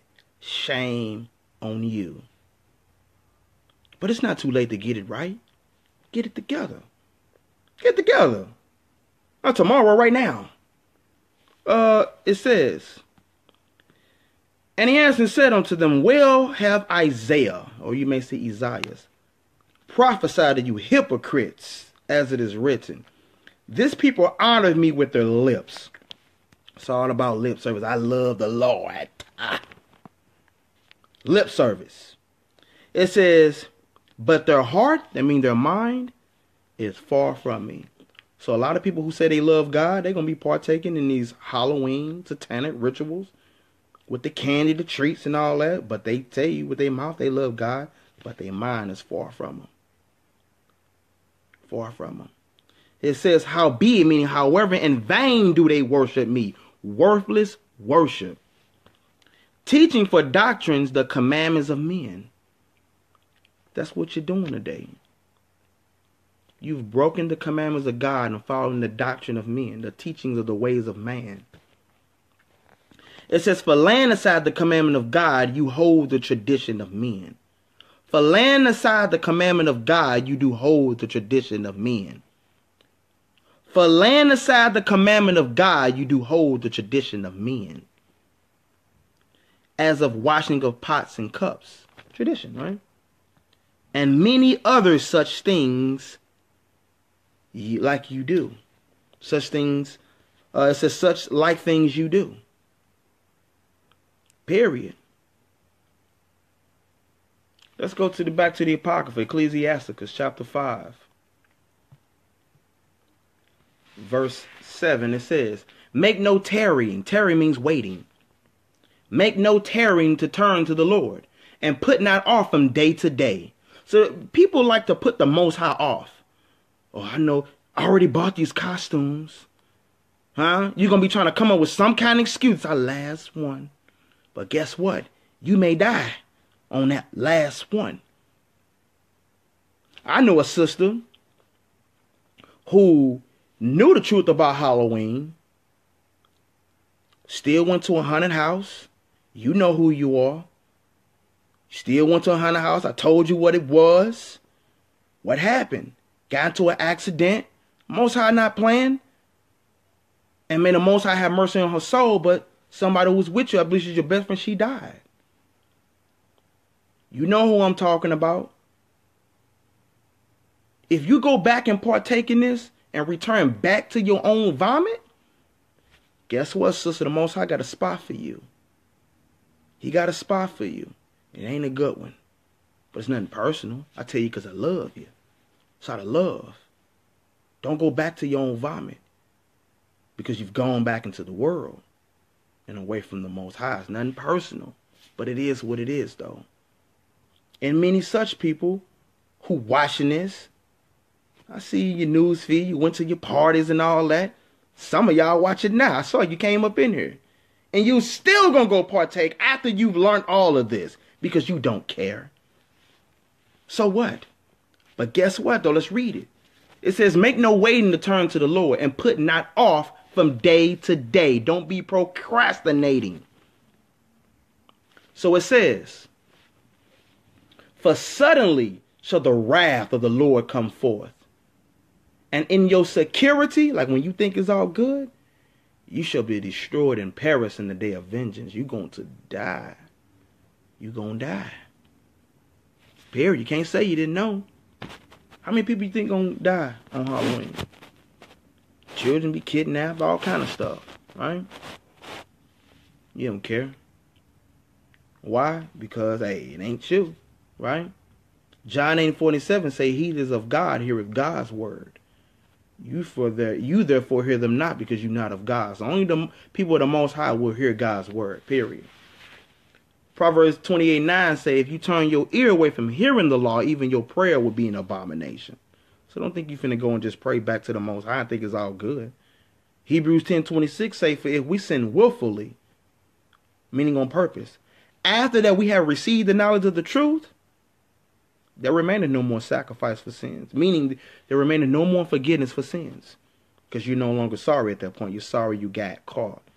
So meaning you parents going to be watching this. You're still going to have your children partaking in this. It's going to be our last Halloween. You're going to be done with this. I know we've heard all the excuses before. You could come up with some type of excuse.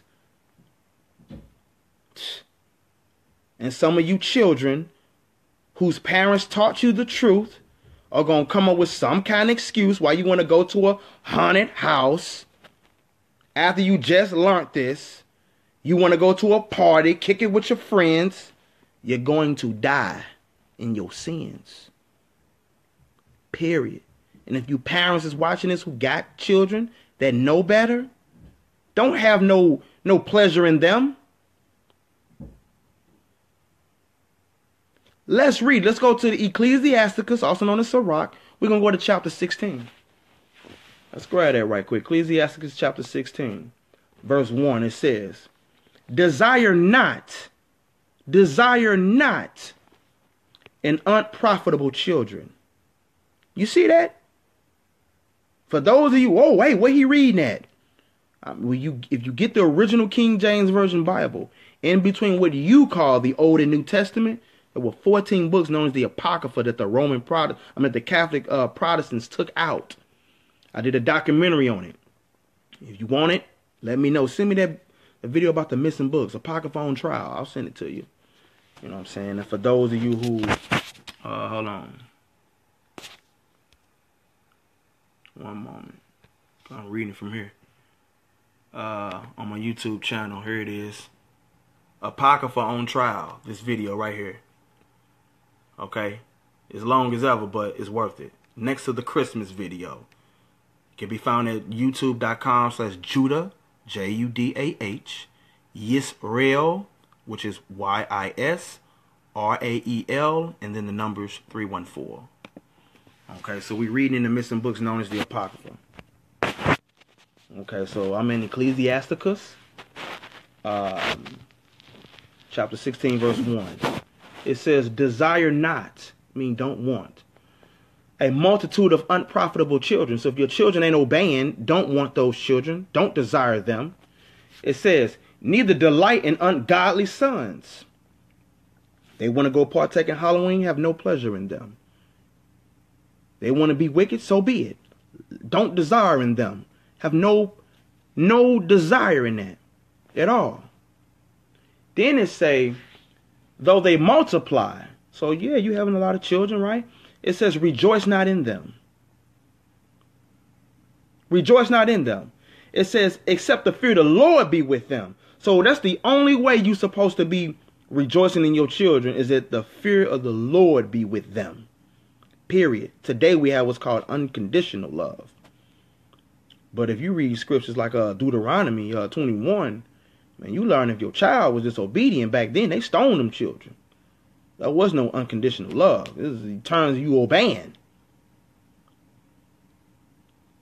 So it says, verse 3, trust not thou in their life. So don't trust in their life.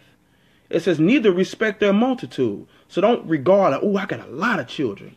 But if they disobedient, so it says, for one that is just, meaning one that keeps the commandments, one that's righteous, is better than 1,000. And better it is to die without children than to have them that are ungodly. Straight up. So I know some of you sisters out there that's longing for children, maybe want more children. Keep your head up high.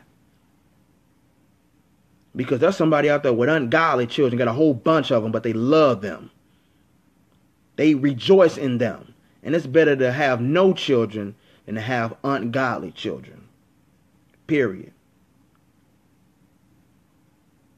Let that sink in. It says, verse 4, for by one that have understanding. So if you got one child that got the understanding of the Most High, it says, shall the city be replenished. but the kindred of the wicked shall speedily come desolate. Many such things have I seen with my eyes, and my ear hath heard greater things than these. And the congregation of the ungodly shall a fire be kindled, and in a rebellious nation wrath is set on fire. So do not have pleasure in ungodly children. They want to partake in this wickedness, have no pleasure in that.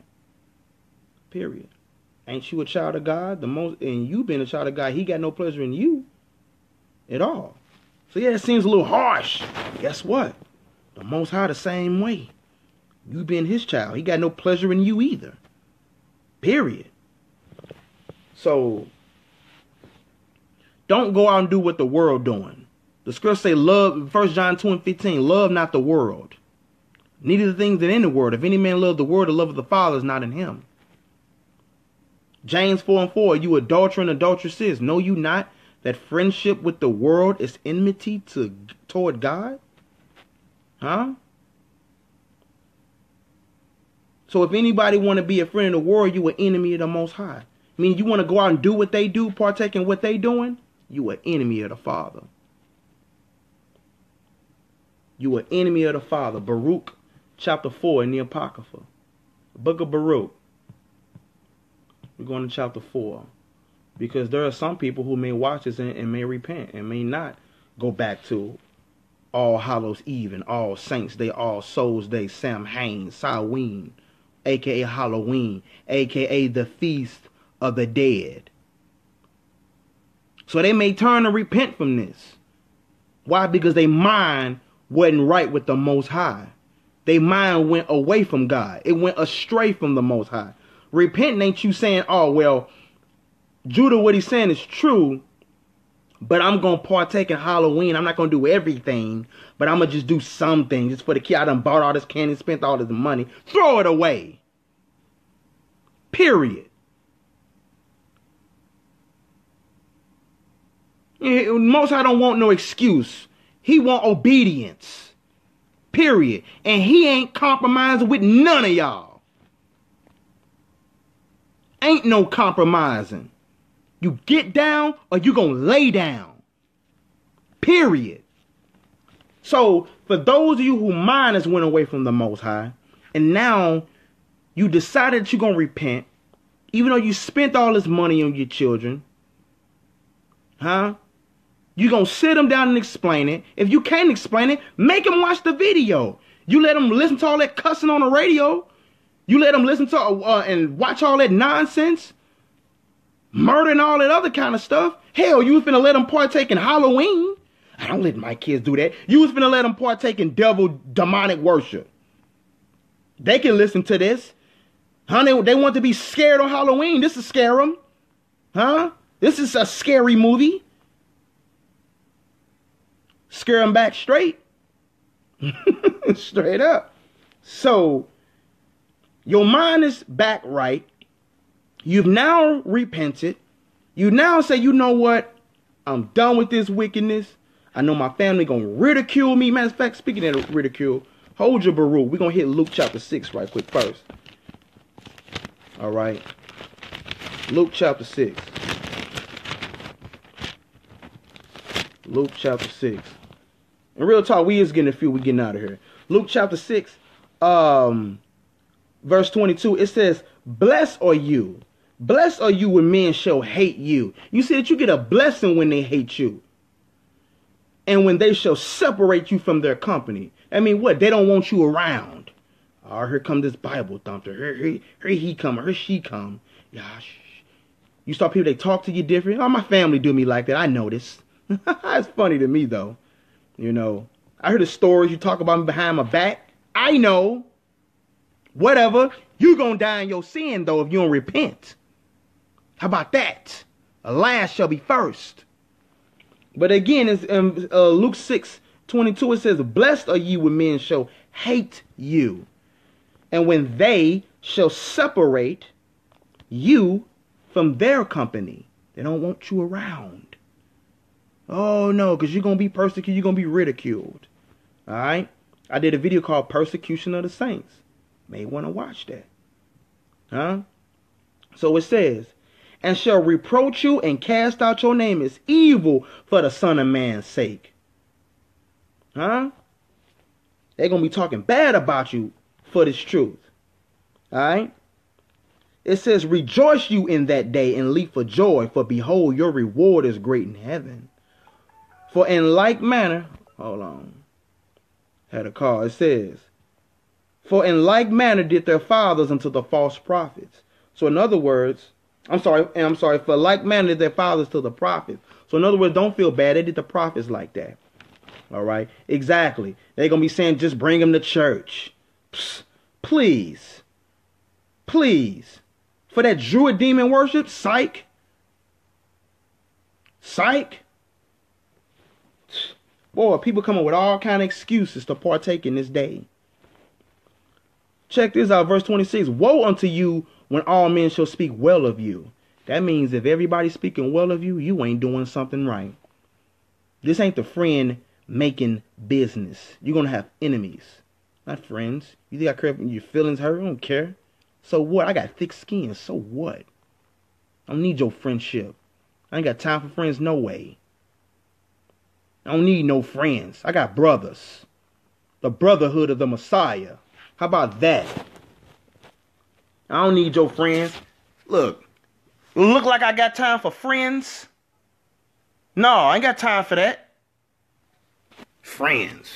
I ain't got time for that. Judah, why you don't call? I'm busy.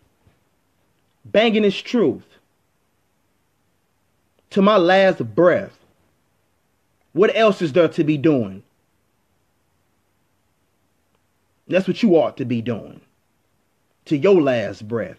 Because they going to kill people like us from bringing this stuff out. Whatever. It is what it is. And if you too busy looking back like Lot's wife, you ain't fit for the kingdom in the first place. Strap up or back up. Period. You gonna get ridiculed. Your family gonna think you crazy. They gonna joan you out the house. Oh, let them babies have a future. Let them babies have fun. They don't know no bad. They don't know what this is. You do. And they know if you tell them. Let's get Luke 15. Luke chapter 15, verse 10. Book of Luke chapter 15, verse 10. It says, likewise, I say unto you, there was joy. There was joy in the presence of the angel of God over one sinner that repent. So if one person watching this video said, I'm done with Halloween, I'm through, just one, all praise to the Most High name, His only begotten beloved Son. Hallelujah to that. Hallelujah to that. I thought it was hallelujah. Hallelujah. That's a whole nother topic though. Whatever. Now we're going back to the book of Baruch, chapter 4 and verse 28. All right. So if you got the Apocrypha with the 1611, the red book, get you behind there. That's where we're going. Get to it. Hurry up. Hurry up. Get to it. Get to it. Come on. Get to it. Come on. Baruch. Who was Baruch? He was the secretary of Jeremiah. Yeremahu. All right. Who was he? So we're going to book Baruch chapter 4. No, matter of fact, scratch that. We're going chapter 2, then we're going to end it with chapter 4. Book of Baruch chapter 2. All right. Alright. Let me get the computer half froze. Here we go. Hold on. Okay, here we go. I'm going to start in verse 27. The book of Baruch. Chapter 2. I'm starting 26. It says, and the house which is called by thy name hast thou laid waste, as it is to be seen this day for the wickedness of the house of Israel, and the house of Judah. House comes from the Hebrew word bait or bait, which means family. It's talking about a family of people. The Israelites, our forefathers, our ancestors. It wasn't no white people. All right, you think the Jews is white? Yeah, okay. Anyway, verse 27. O Lord our God, thou hast dealt with us after all your goodness, and according to all thy great mercy of yours. Then it say, all praises, Queen. It says, and thou spakest by thy servant Moses in the day which thou did command him to write the Torah or law before the children of Israel, saying, all right, saying, if you will not hear my voice, surely this great multitude shall be turned into a small number among the nations while I will scatter them. All right. It says, for I knew that they would not hear me. He knew you was going to be stiff-necked, hard-headed, and rebellious. He knew that. And wrote it as a testimony against you. So he says, for I knew they would not hear me, because it is a stiff-necked people. You hard-headed. Can't tell you nothing. Kind of like Ezekiel 33. For they hear your words, but they do them not. So you get people that's going to hear this, but like, oh man, that's the truth, man, Judah, blah, blah, blah. And you still going to partake in this. Some way, some shape, fashion, form, or another. From painting your face, going to a party, posting your pictures with your pumpkins and all that nonsense. Trick-or-treating. Not banging this truth on it. You're going to partake anyway. You're going to eat the candy. I don't want none of that. I smack that candy out your hand. Straight like that. I don't partake in none of it. Let's continue. It says, verse 30 again, for I knew that they would not hear me, because it is a stiff-necked people. But in the land of their captivities, they shall remember themselves. So what does that mean? Because right now we in captivity. There's a prophecy that one day we're going to remember ourselves. We're going to start calling back on the Father. We're going to start remembering who we are.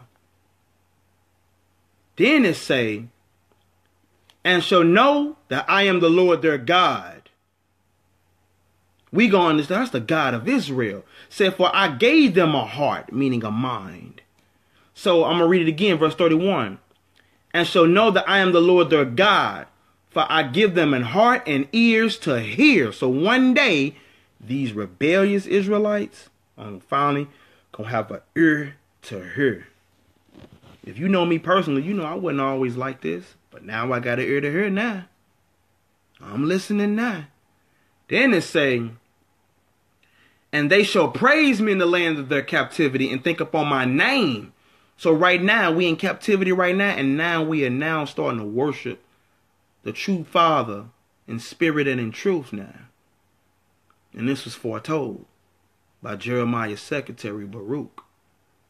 Then it say, and they shall praise me in the land of their captivity and think upon my name and return from their stiff neck.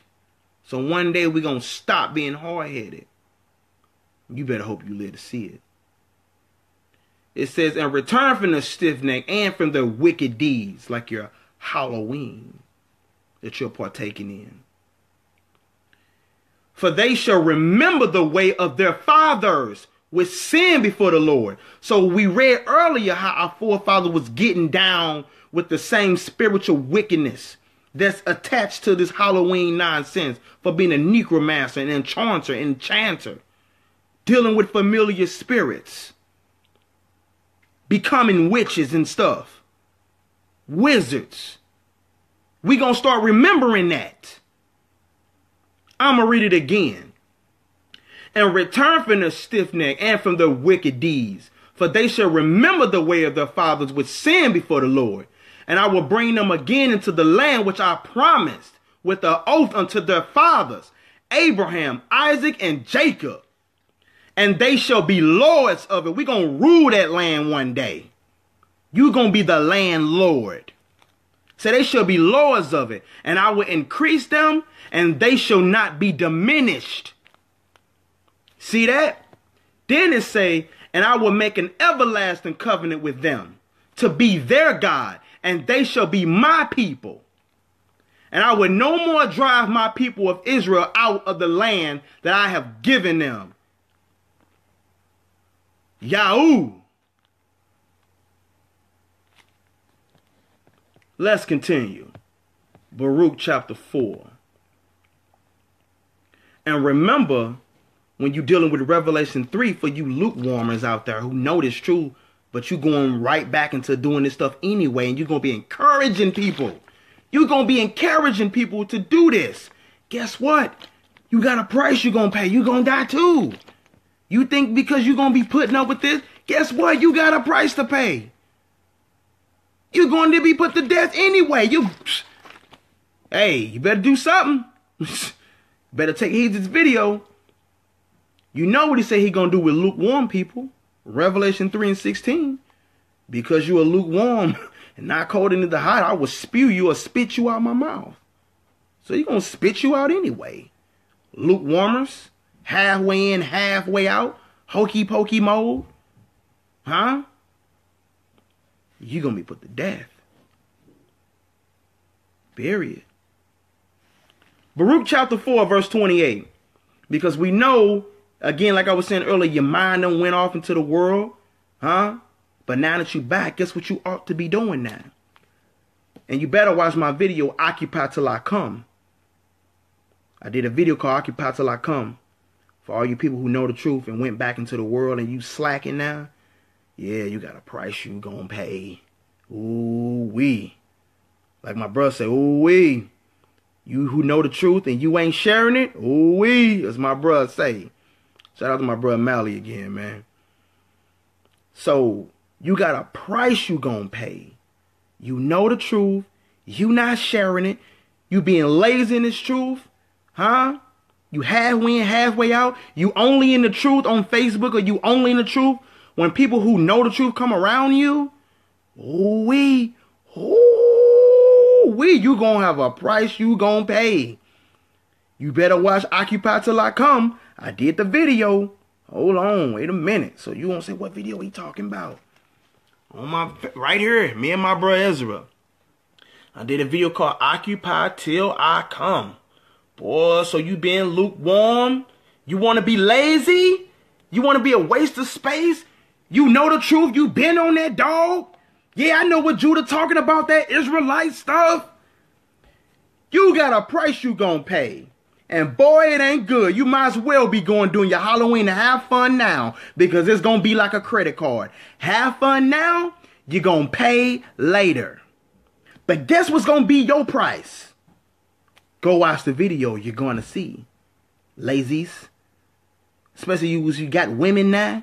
You got married. You're happily married. You got your little family going now. You got lazy now. You kick back chilling. Ooh-wee. You busy, work, and you doing this and doing all that. Ooh-wee. That don't mean nothing. You got a price you gonna pay. You got a price you gonna pay. You think because you busy, got other things you could be doing, that's gonna get you up out of this? You think because you know now that's gonna get you up out of this? And you not sharing? Oh, boy.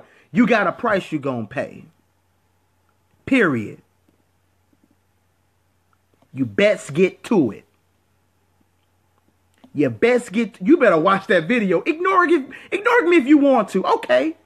Have fun. Have fun. Be lazy. Have fun. Have fun. Because you're going to pay later. Baruch chapter 4 and verse 28. Let's get some of this script. Let's get that. It says in verse 28, it says, for as it was your mind. So, for as it was your mind, this is old English for y'all who don't know, to go astray or away from God. So again, for as it was your mind to go away from God, right? You done went away from God. You done slacked off, right? Check this out. So being returned, so now that you back, you done repent and got your mind right, seek him. Seek him. What? 10 times more.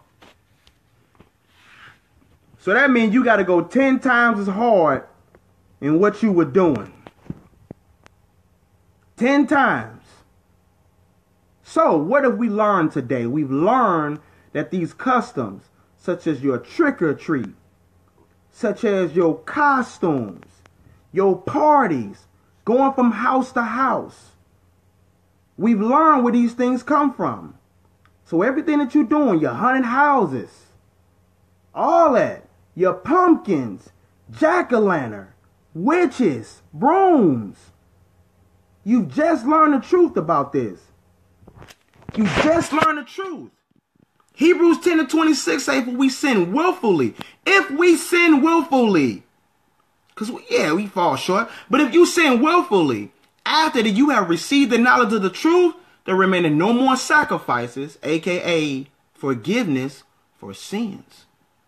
So now that you know the truth, you know that Halloween is wicked now. Now you got no doubt. If you saw the video I did 2 years ago, then you see this one, which is the second video I've done. Because it's the second video. Again, as I said, because I know some of y'all just came in here. I just said earlier on the channel, and I'm doing this for people with no excuse, man. You got no excuse. I did the video, Halloween Origins Exposed. Less than 10 minutes. Alright?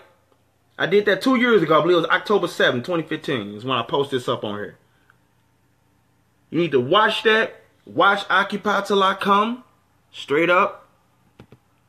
Definitely watch Apocryphal Try, and definitely watch, definitely watch this one. The Dear Santa. That's mostly audio. Alright? But you really know now that it's wicked. Ask yourself, like I said earlier, why do we say trick or treat? Why do we dress up? Why the pumpkins? Where did this stuff originate from? Kind of like people who wear wedding rings. Have you ever searched the origins of wedding rings? Where they come from? Paganism. Yeah, paganism. Oh, don't say that, Judah. But ask yourself, where did this come from? Huh? Where it come from? And if you don't know, do your research. But ask yourself,